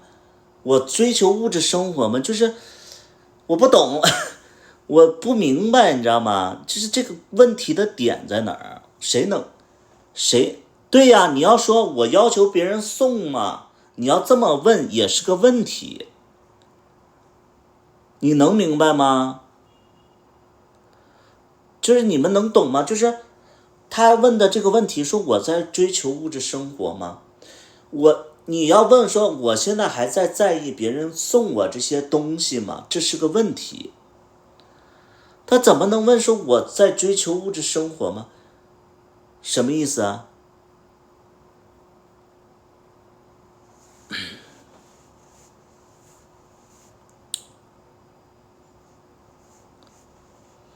他在追求什么精神丰富？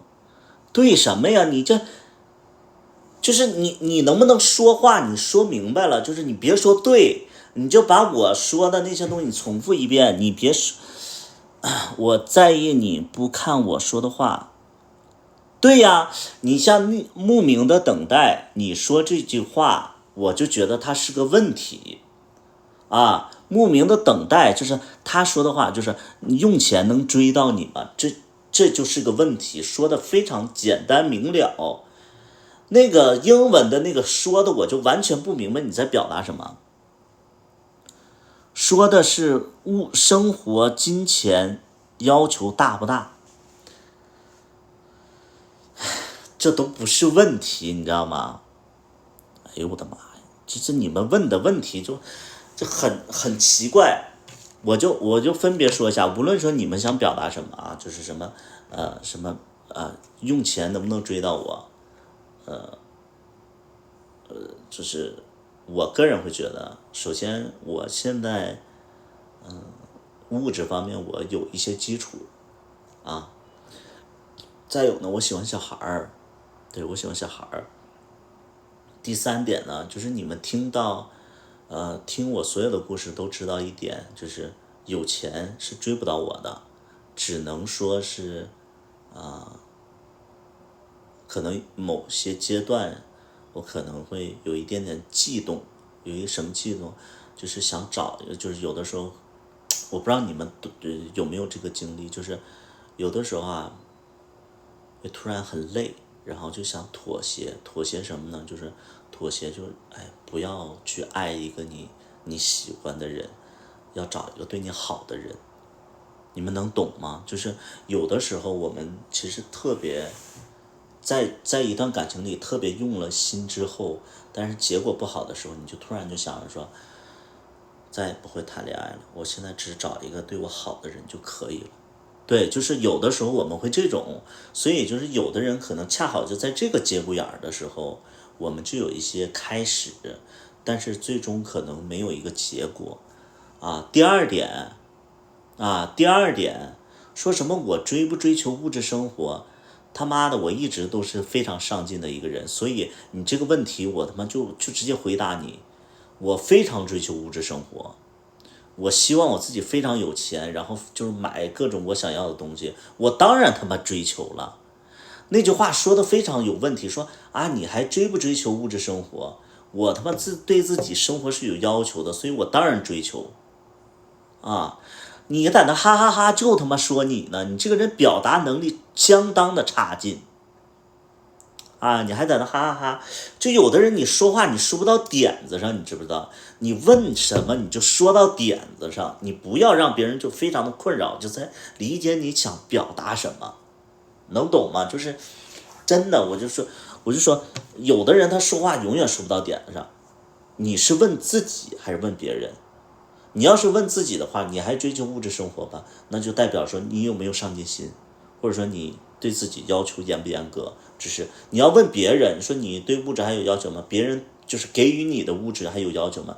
你其实在考量的是啊，你这个人是不是捞女，对不对？你的出发点都不一样，你说他妈话说不明白啊，在那块拽什么呀你啊？说太直白会伤人，不用怕啊，你就直接说就行啊，你就直接说就行。精神恋爱大于物质恋爱。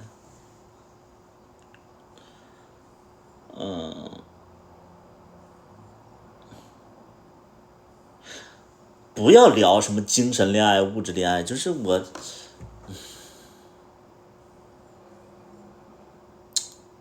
我对恋爱的理解我对恋爱的理解是什么呢？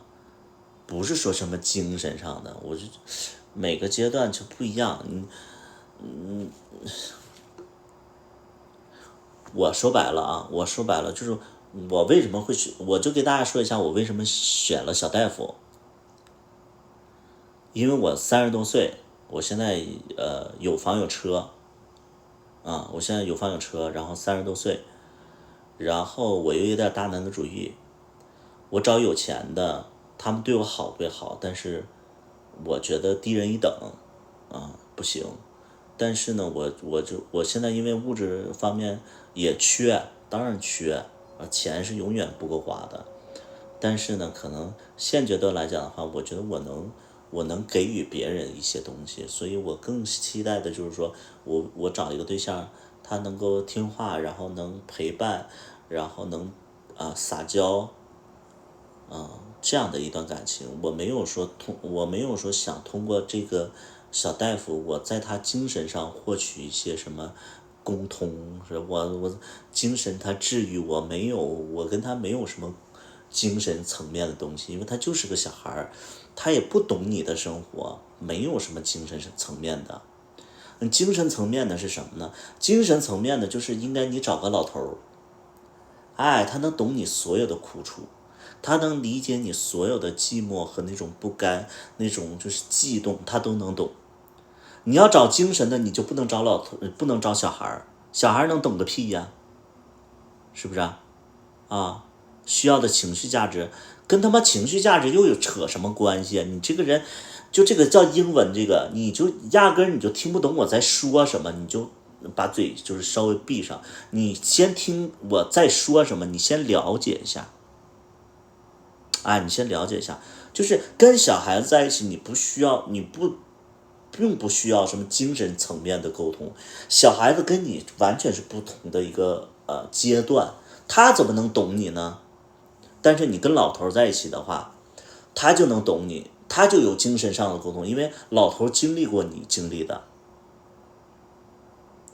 所以我跟小孩在一起，你看我就喜欢小孩，我就喜欢小孩，所以我不期待有精神层面的沟通。我跟小孩在一起，其实就是最简单的，就是因为我就是一个骨子里的一个大男子主义那我就期待着，就是说跟一个人在一起，然后他能陪伴，他能没事就是看着他傻了吧唧的，然后就是那种可可爱爱的就可以了，这是我心里的诉求。我希望就是家里有一个人在等我，然后我在外边打拼，这是我期待的。跟他妈精神恋爱有什么关系？我他妈一直我就是我在直播上，我经常就是聊天聊到我无话可说。有的人你跟他怎么聊都听不懂我说什么你能期到他给你什么回报？什么回报啊？你要什么回报啊？你跟小孩在一起，你要什么回报？他妈的，就是我哎，我真的是我真累呀、我这，我跟你说话我真的说不明白。小孩你要什么回报？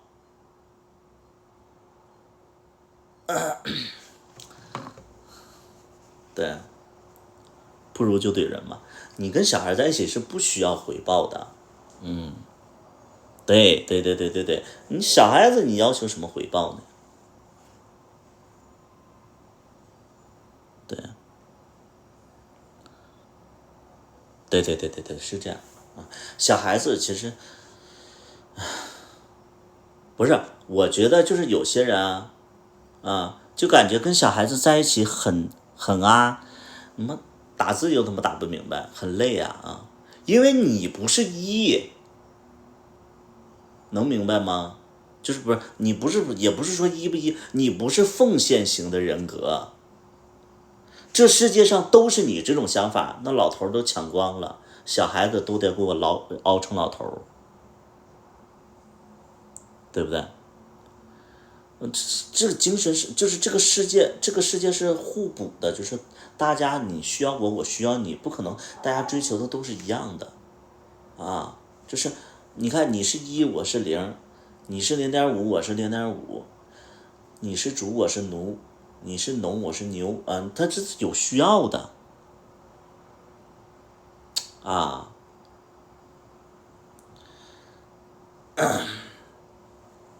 你供需关系，对，你看小孩子就喜欢，你看小孩子，你说小大夫跟我在一起有什么好处？你看我脾气又不好，对不对？但我能给他性，很好的性对啊，这不就是供需关系吗？这加个福吧，是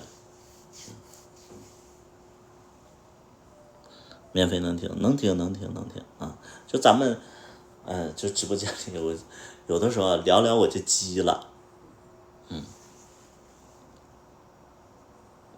对我聊聊我就急了对，你是啥角色？我是那个老父亲的角色，你说这小大夫知道吗？他就在里屋呢，他在那装睡。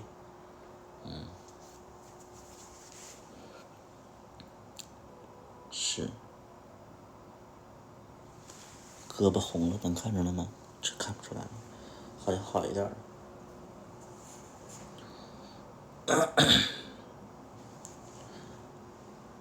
就我一直都觉得说，我就是说，我觉得很多时候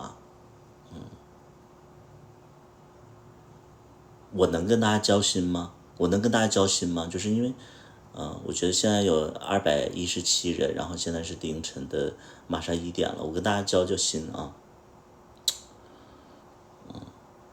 我能跟大家交心吗？我跟大家交个心，一直以来，其实，我觉得在我身上就有一些争议，一些什么样的争议呢？就是人就会说他这个人长得不怎么样，他为什么粉丝这么多呀？包括什么还挺有钱的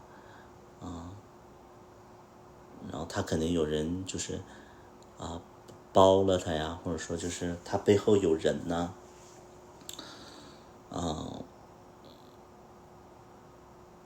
就是一直都有这样的声音，你知道，就是当时我在北京，然后我就毅然决然我来深圳了，他们都说深圳有一个老头在等我，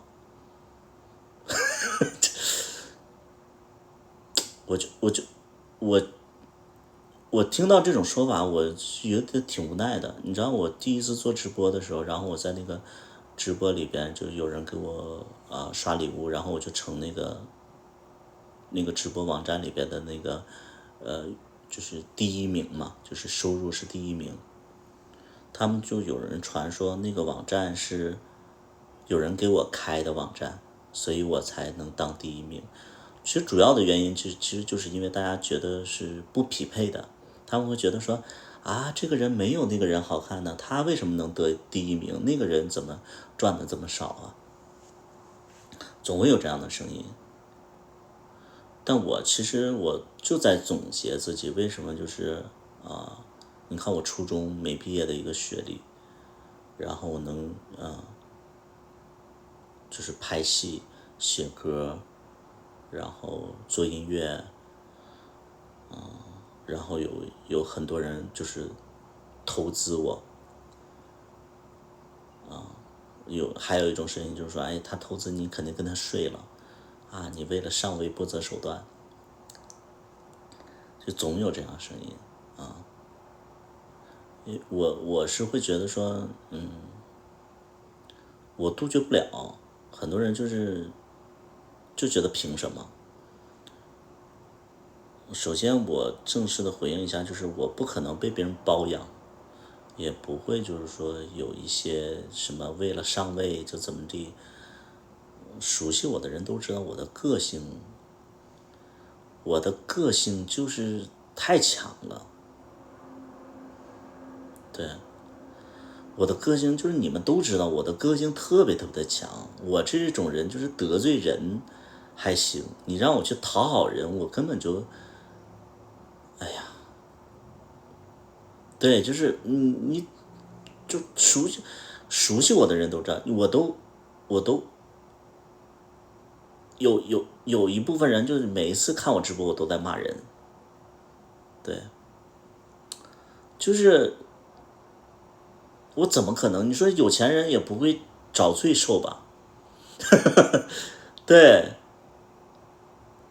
有钱人，你这再有钱的人，他其实是他再有那些癖好的话，他也不可能找一个就是脾气这么差的一个人，对不对？第二点，你们不要因为就是说我长得不好看，然后就忽略了我的努力。就是我这些年一直都没闲着呀，直播了以后赚了钱以后，然后就开始拍剧了，就开始写歌了，写歌以后，然后就开始拍剧了。这么多年基本上都保持1年半一部，1年半一部，就一直在拍。你别管我长得什么样，我可能就真的是长得不如我剧里的其他演员。但你们想想，我在拍剧的时候，那几个演员在干什么？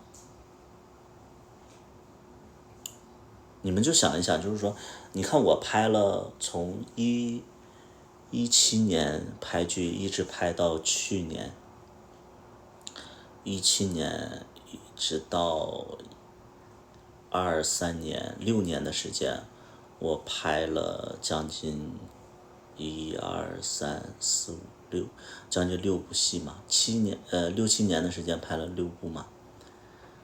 因为很多演员他其实只跟了我1季或者2季。就举一个最简单的例子，我在拍戏的时候，就是我第一部戏的演员，他在干什么？他可能过得非常的平顺，他就没有太多的突破。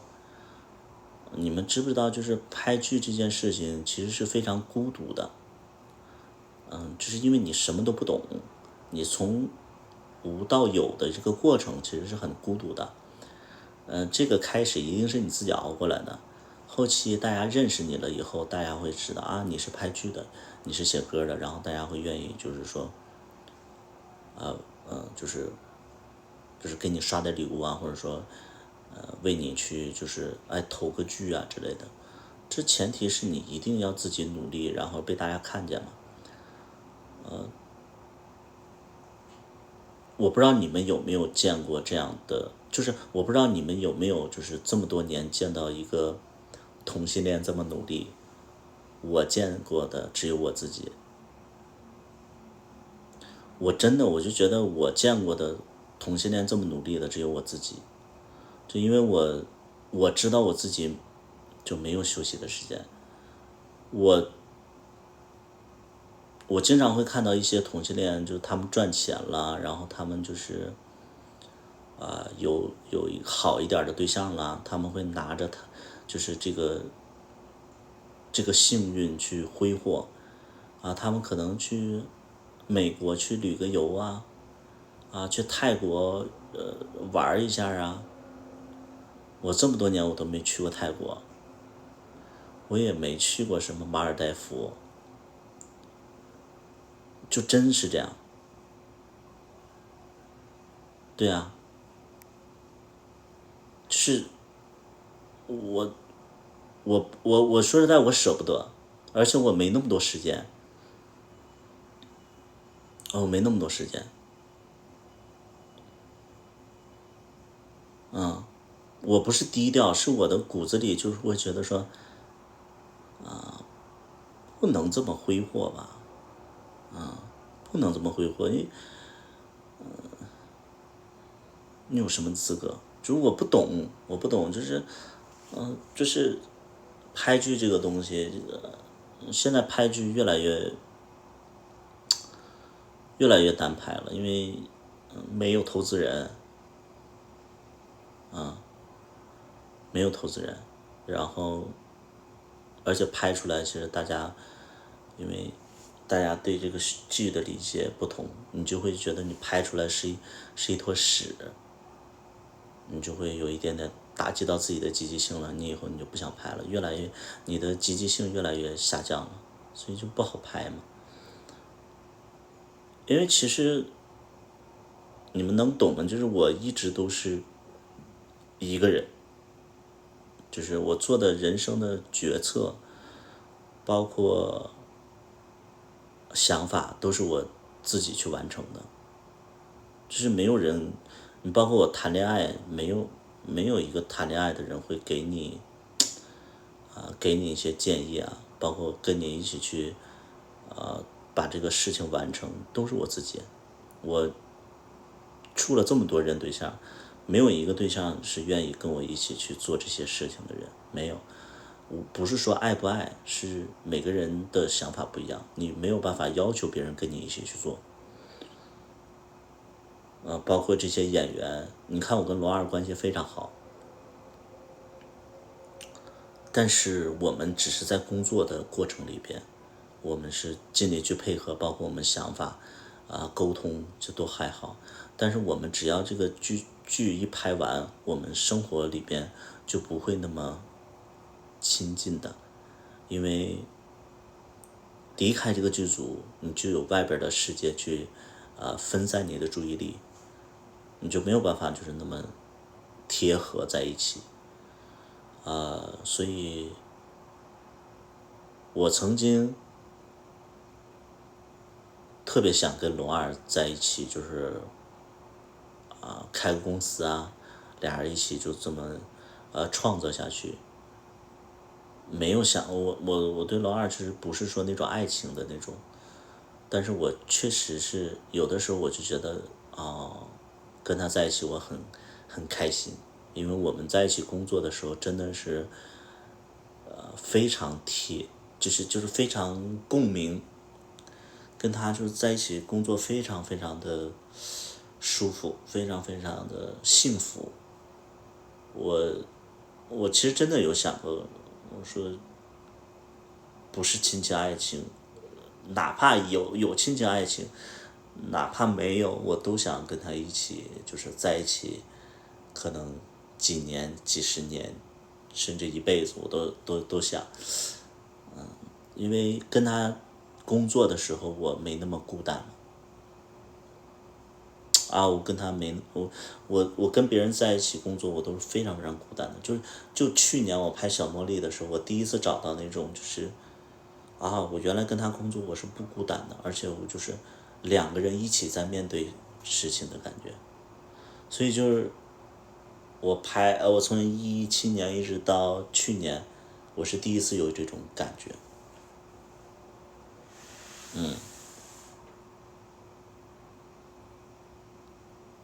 对，包括那个时候我记得王二跟我说过，他说图图我帮你管那个酒吧吧。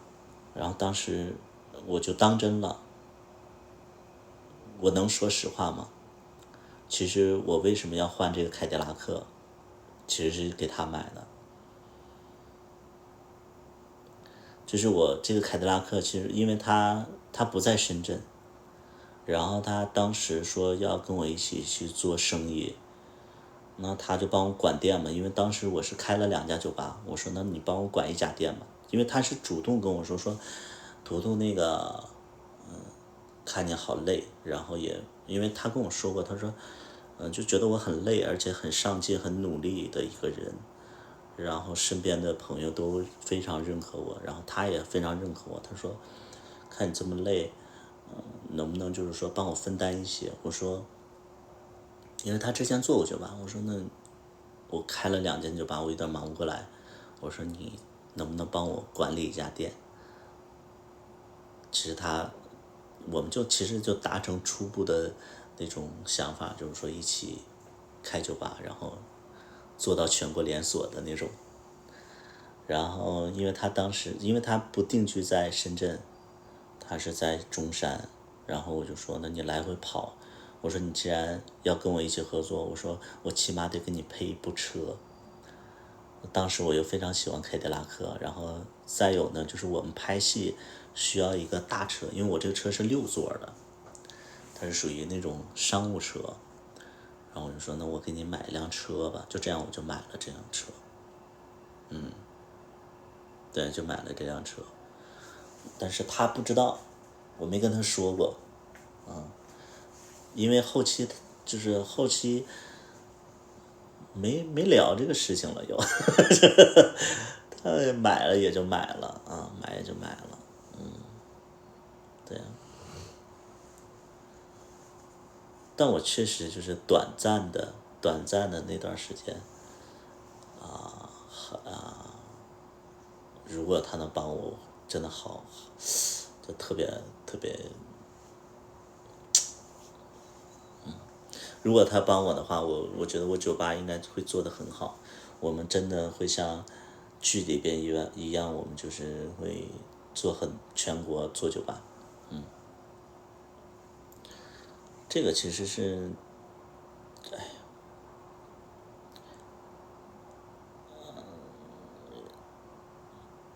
挺好的一件事情。但现在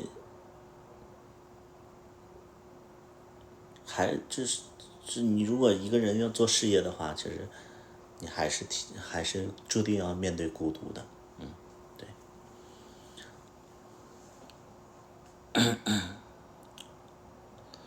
现在知道了，知不知道能咋的？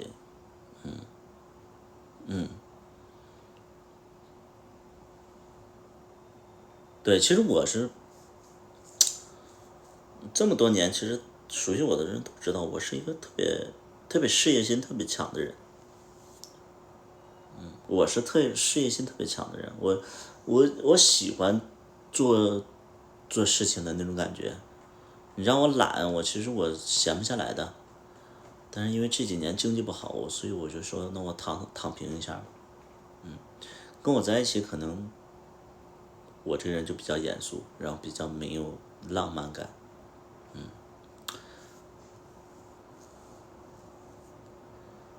信息量挺大的，你信息量大，应该是你之前没有人能跟你沟通了。主播问个问题，你问呐，你可以问，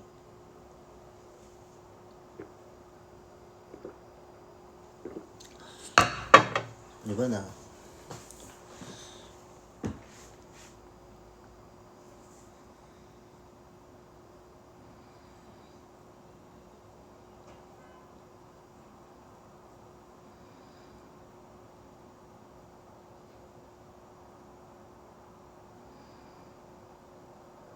张宏平是谁啊？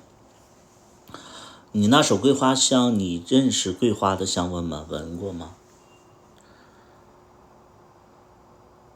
你想表达什么？余味自己走，余生自己走。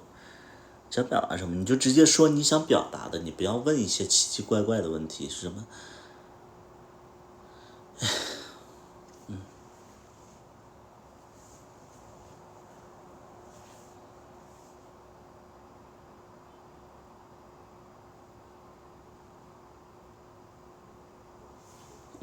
央视新闻联播啊，怎么看新欢？我挺累的，新婚挺累的啊，新婚挺累的，马上睡了，马上睡了。所以就是，哎呀，我觉得这么多年，其实你看你稍微有点成绩吧，人家就在后边造你的谣。但确实呢，我其实需要感情啊，我需要感情的那个充实感。确实也因为自己说话比较直，然后伤害了一些人，或者说怼过一些人，所以别人在背后造谣啊、诋毁啊，其实我都能理解。但是其实这些东西吧，人无完人，我觉得我避免不了。就是我也没想改过，我只能说我有意识的时候，我稍微收敛一点。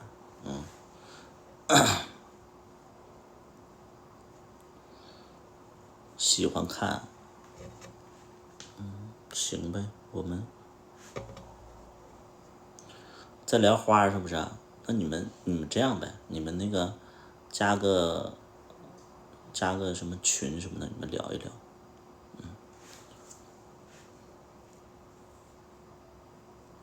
没有，因为我其实那个叫憨憨的，我能我我我能我能说实话吗？我能说实话吗？我做直播自媒体15年一直到现在9年了，什么事都经历过了。经历过以后，我不是说我不在乎了，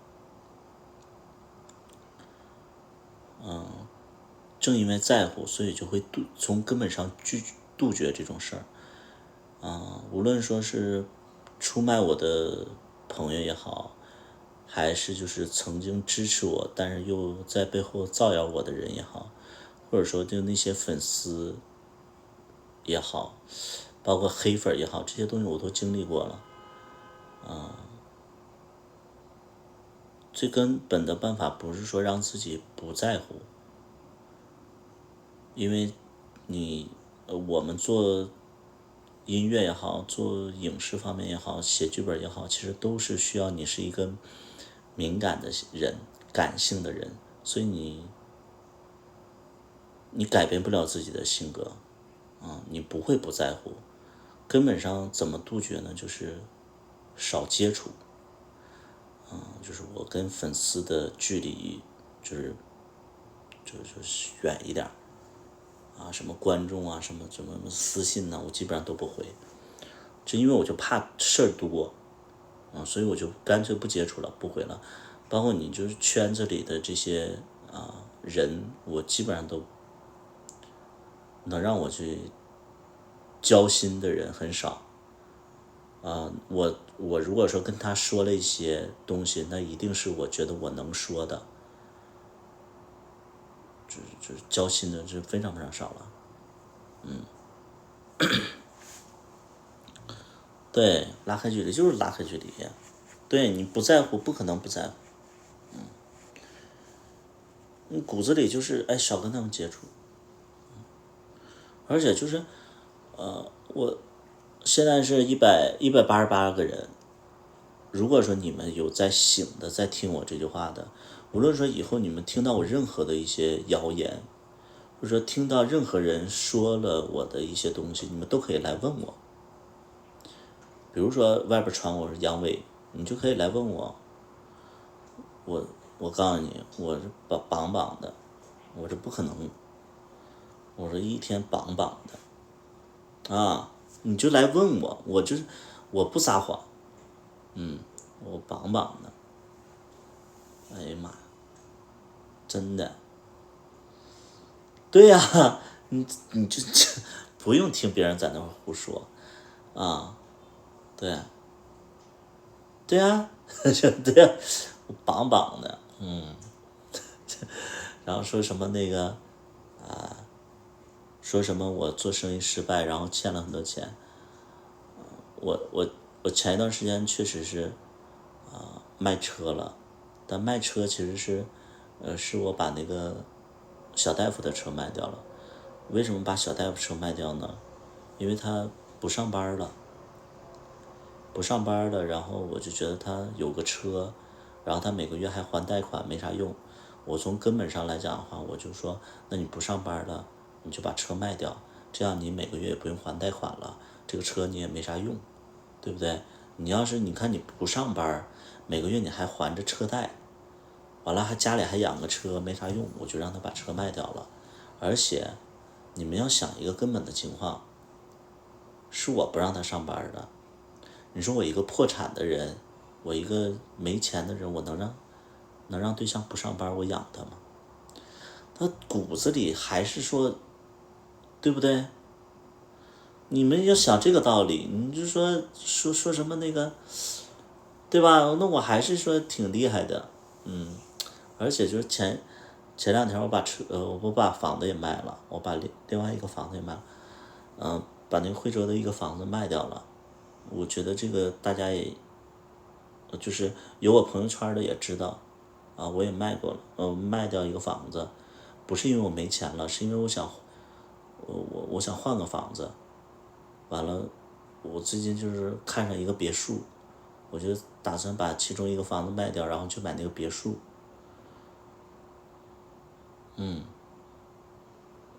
等过一段时间你们就能看到那个别墅了，就因为我们做视频得在那个别墅里边拍，虽然说不是说特别大的别墅，但是它也是个别墅，所以就这些谣吧，大家别造了。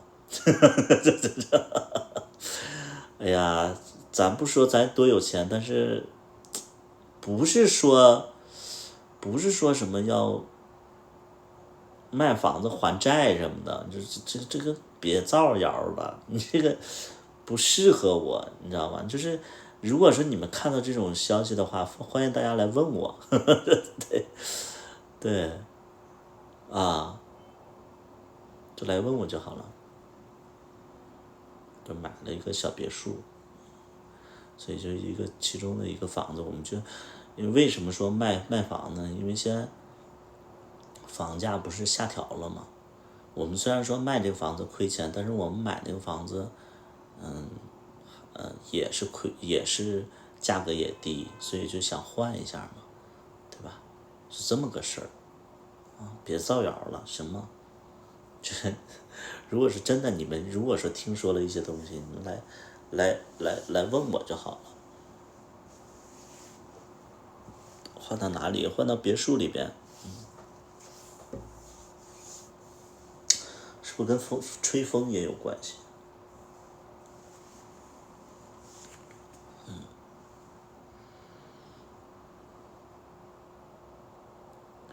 我觉得这没什么不能说的呀，因为我不是我不是说那个什么，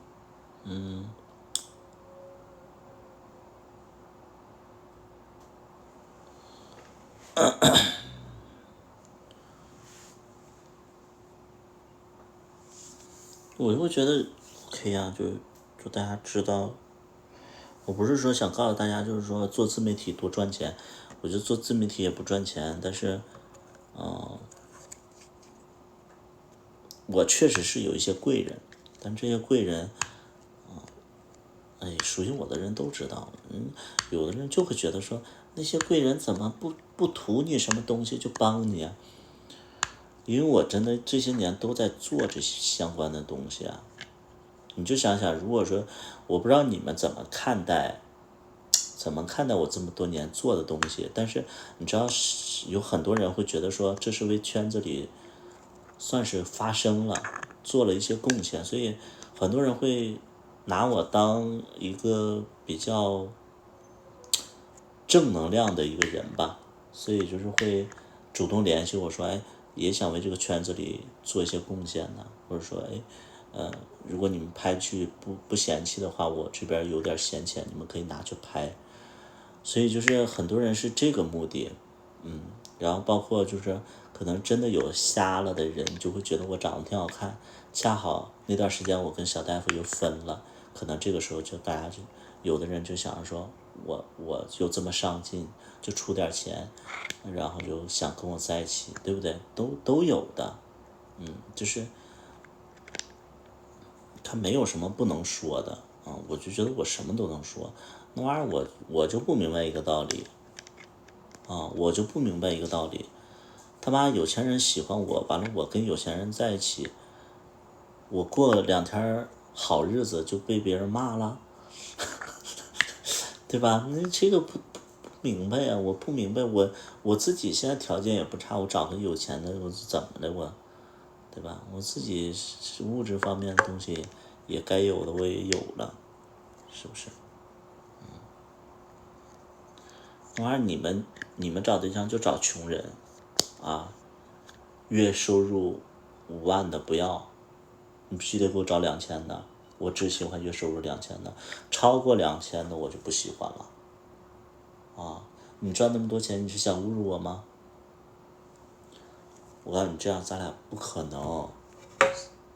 你把工资降到2000，咱俩再聊，好不好？你那么有钱，你装什么呀？哼，你知道就有这种啊，就是我不知道谁在找这种对象，我不喜欢，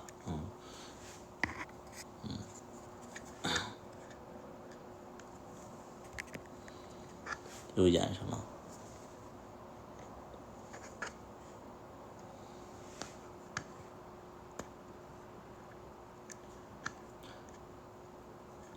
但其实我现在跟小大夫在一起，我跟小大夫在一起啊，我其实也是恐慌的，但也是安心的。就是我这么长时间跟小大夫在一起，我觉得小大夫确实是没上进心，但是我真的久违的感受到了那种，起码在生活里边，就是你不孤单了，就是心灵里边我还是想着说如果说有机会跟龙儿一起创业，我觉得这种感觉特别好。但是生活上，我跟小大夫在一起，很幸福，很踏实。就是你别看啊，我平时有的时候会说小大夫，但是宁静的生活，对，宁静的生活那种感觉特别好，然后就是现在有点无欲无求了，对，我现在跟小大夫在一起就是无欲无求，就对那个生活方面就无欲无求，但是一不跟他在一起，或者说一去妈妈那里边，去妈妈家里边，我就会想着说，哎，我要努力了，我要上进了，或者说一跟他们出去吃饭喝酒啊，我就看到别人神采奕奕的，或者说别人都赚得盆满钵满的，好像你自己有一点点堕落，所以就是又会恐慌，所以就是我们每天在这个小家里边也挺好，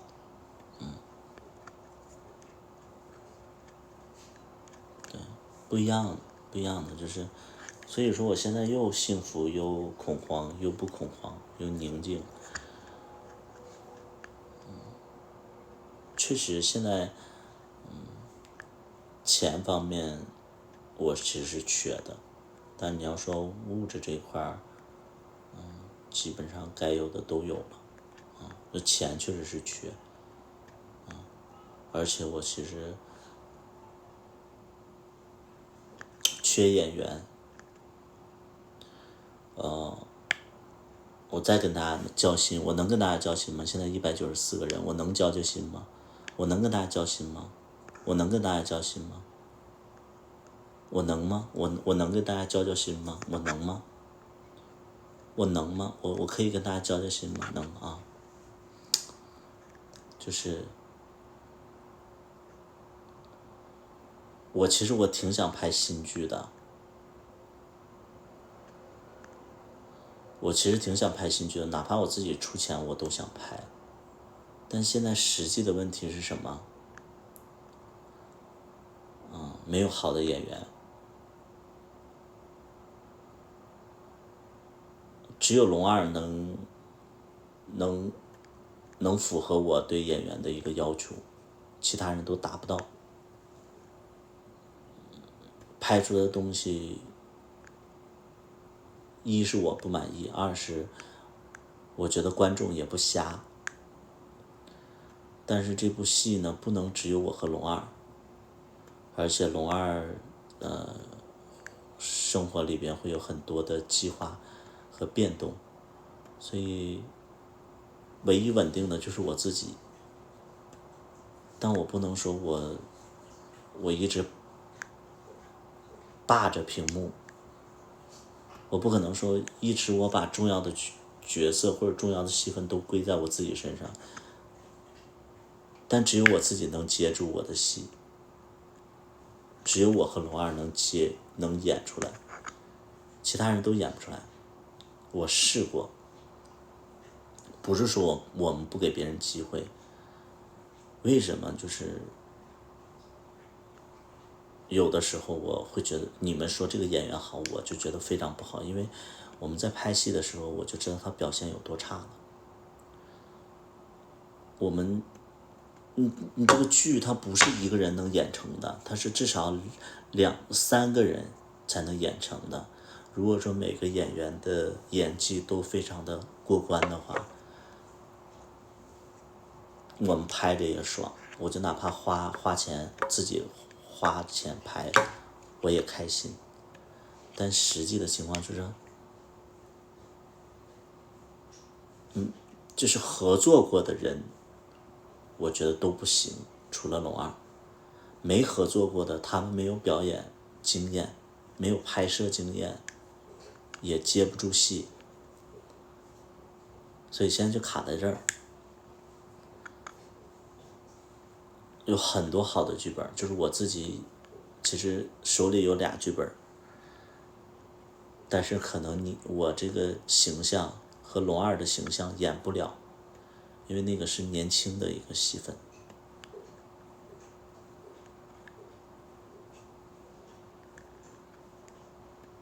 对，就是哎呀，他们演不出来，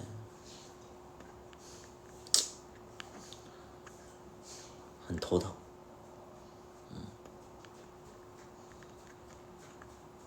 就是现在就头疼这一点。因为几乎所有的同性恋都没演过戏，演过戏的基本上都是在我这边演的戏，没有人找他们拍过戏。我对他们已经，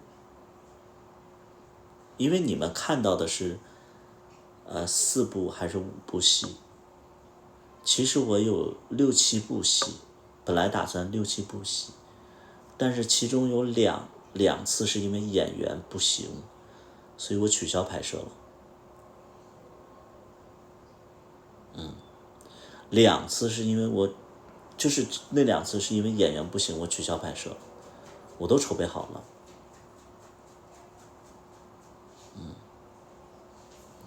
所以就是那种筹备了，满心欢喜筹备了，然后拍摄的过程当中你会发现演员演不了，那种挫败感就是让你非常你就现在播出的所有的剧，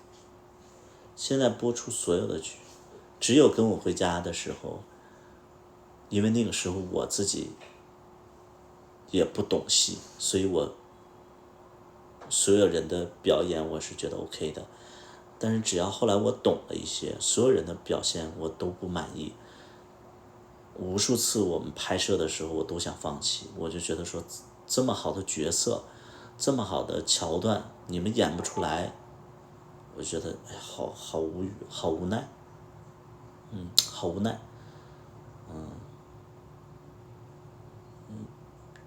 就这种感觉。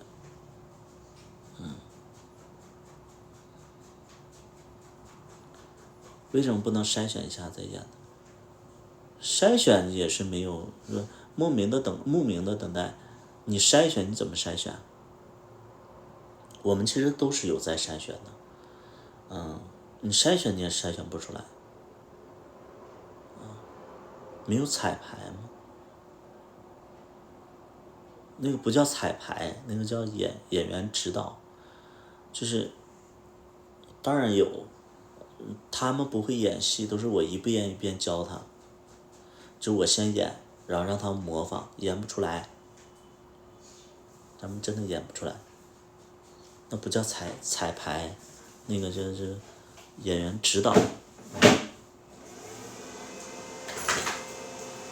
就一个龙二啊，龙二他不是说我教出来的呀，他是他自己有这个天赋啊，对吧？那是龙二他就有这个天赋。我说除了龙二，我对其他演员都不满意，而且就是我们为什么就是你看，就举一个最简单的例子，小茉莉是一个群像剧。小茉莉是有这么多个演员，为什么我们最终还是把这个最主要的这种桥段都给了我和龙二？不是因为我说实在的，不是因为我们有私心。你们要知道，我拍小茉莉的时候，是我人生最忙的，就是我人生当中最忙的一年，就是去年。我那个时候又要筹备新店，又要拍剧，然后又要忙装修，反正就好多好多事儿，我压根儿我就不想拍，我都不想有角色。而且其实那个戏的主角不是我和那个不是李茂和罗勇，那个戏的主角不是李茂和罗勇。后来为什么又归结到我们身上？我在剪戏的时候，我就发现这个人演戏不行，这场戏不能要啊，这块表现不好不能要，就是我们都是这样。所以就最终的就是留下最多的戏份就是我和他，就是我和他，所以就没办法。你包括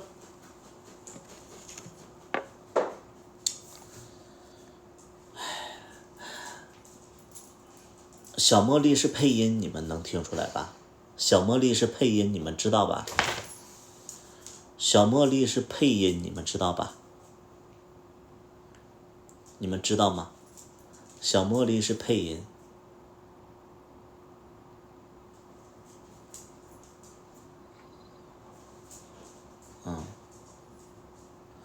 我让这些演员在配自己的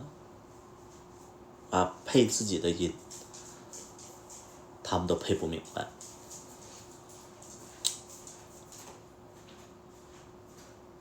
这他们都做不好，我挺无奈的。我说配音有什么难的？我说你对口型呗。我就是这有什么难的呀？我说这个，你看我跟罗二的配音就不太出戏，他们就很出戏。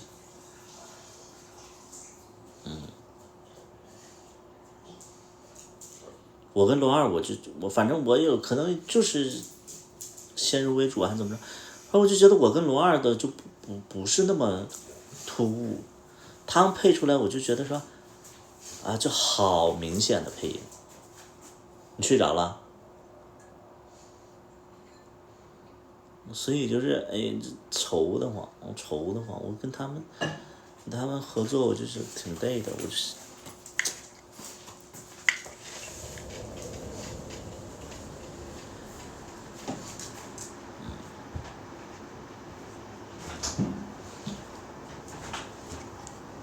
配音，我跟他们气得白脸的。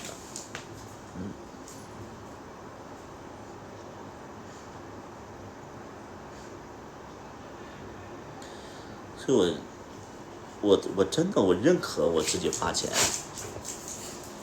我认可我自己出钱拍。我觉得我们最大的问题就是没有好的演员。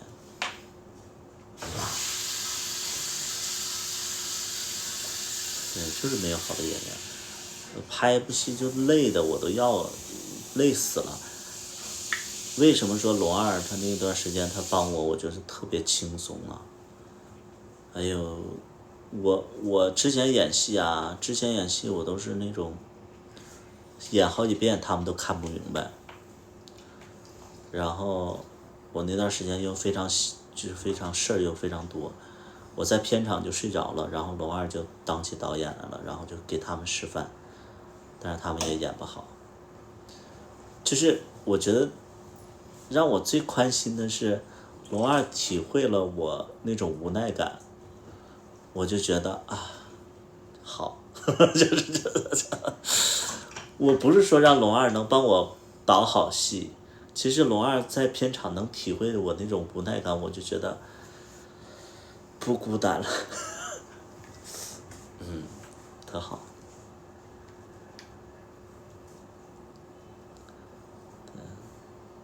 对，特好。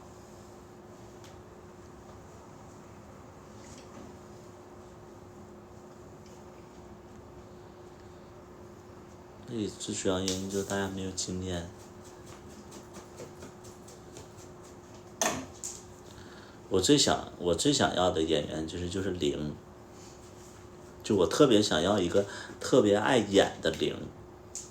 我就说哪怕我的人格要能分散出一个，我把我那个爱演零的那个人格我分裂出来，因为大家都不愿意演零我觉得演零很可耻，你知道吧？我说演零，你就是一个小狒狒，然后演一个可爱的零，稍微作一点，我觉得这多好的一个角色呀！大家就会觉得说，那个多可爱呀，然后怎么样？你就放开了演呗，你要有表演欲望，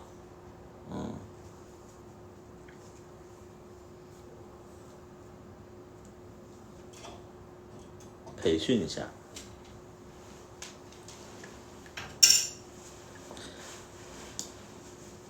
我都觉得我跟龙二是轮番教都教不会，你就请再多的老师，也只能教个大概，教个皮毛。就我觉得这个东西真的是你要有表达欲望，你本身你爱演，你就可以。你要是本身不爱演的话，你在演戏的时候你端着，或者说你不能感同身受。小大夫演戏怎么样？不行。害羞的要死。对我就觉得我拍这么多年戏，我觉得不是说演员其实是教不出来的，不是这个东西不是教出来的，是你真的你是热爱，包括你钻研，或者说你本身你骨子里就是一个感性的人，你天生就天赋，我觉得演戏是天赋，不是努力，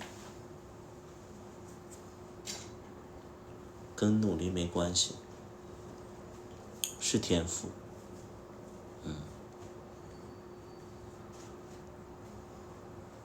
就演戏这个东西真的是天赋，就包括我觉得唱歌也是天赋，这东西是你要学，你只能学个皮毛，你根本就是学不到精髓。但你要有天赋的人，你不用学，你就按照你自己的理解，这是天赋。所以我遇不到优秀的，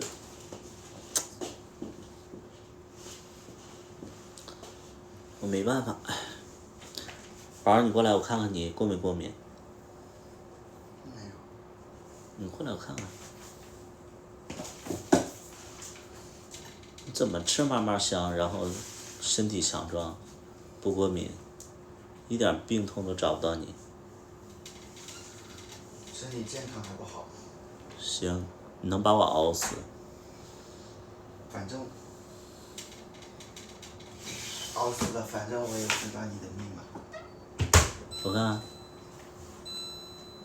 你能熬死2个我，你看我你本身就过敏，你不是，就吃海鲜。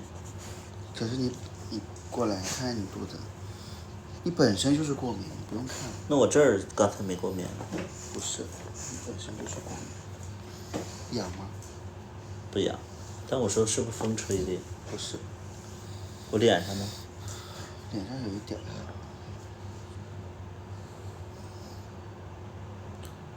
有新手机了，有新手机，他哪有新手机啊？你这儿痒吗？还行。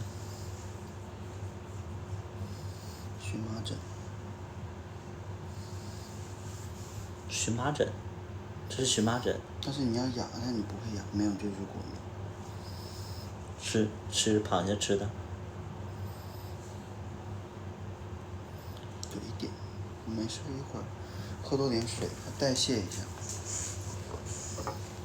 我俩吃了20多个螃蟹，一人20个吧。吃了40只螃蟹。那个就小茉莉里边的那个风少，买了那个给我买的那个买了几只那个母的螃蟹，然后我俩就，你说他一买他就买那么多，然后就吃不完，我就说浪费了，就看你吃了。对啊，他买那么多。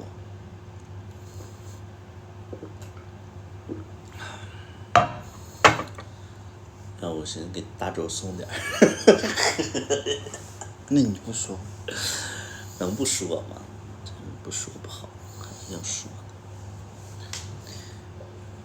放冰箱那不就死了吗？不新鲜了，我们就趁着最鲜美的时候解决它。最近最近我那个肾结石，大家千万注意了，疼的要死。比生孩子还疼。那倒没有。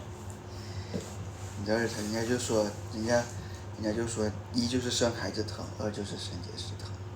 是吗？就是你要疼的时候是巨疼，你也没有办法治。那我还治挺能忍的哈。你这还没疼到时候。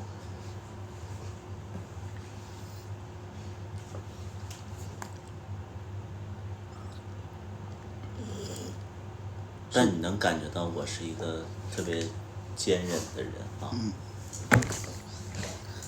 抱你，你别动。我半夜被疼醒了，然后那个我就跑客厅，我寻思那个我是岔气儿的，然后我在客厅里疼的不行了，然后我就在那块儿忍不住呻吟，然后他就听到，然后出来就看到我在疼。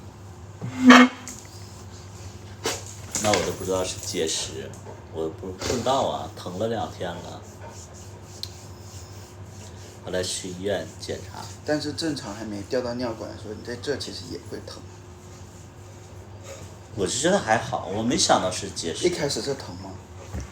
是那天第2天才疼。一开始这也疼，但是没掉下来，你也就是没那么疼。没有，就是第1天好像那儿没疼。就我会觉得说就是岔气儿了，胀气岔气。干什么？还要去拉屎，是不是？拉屎。我等会儿又给你整烦了。出来。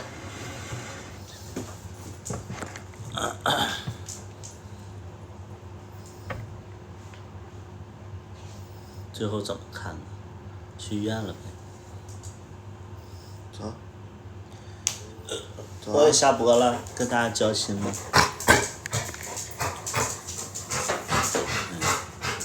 交就行，我去洗个澡。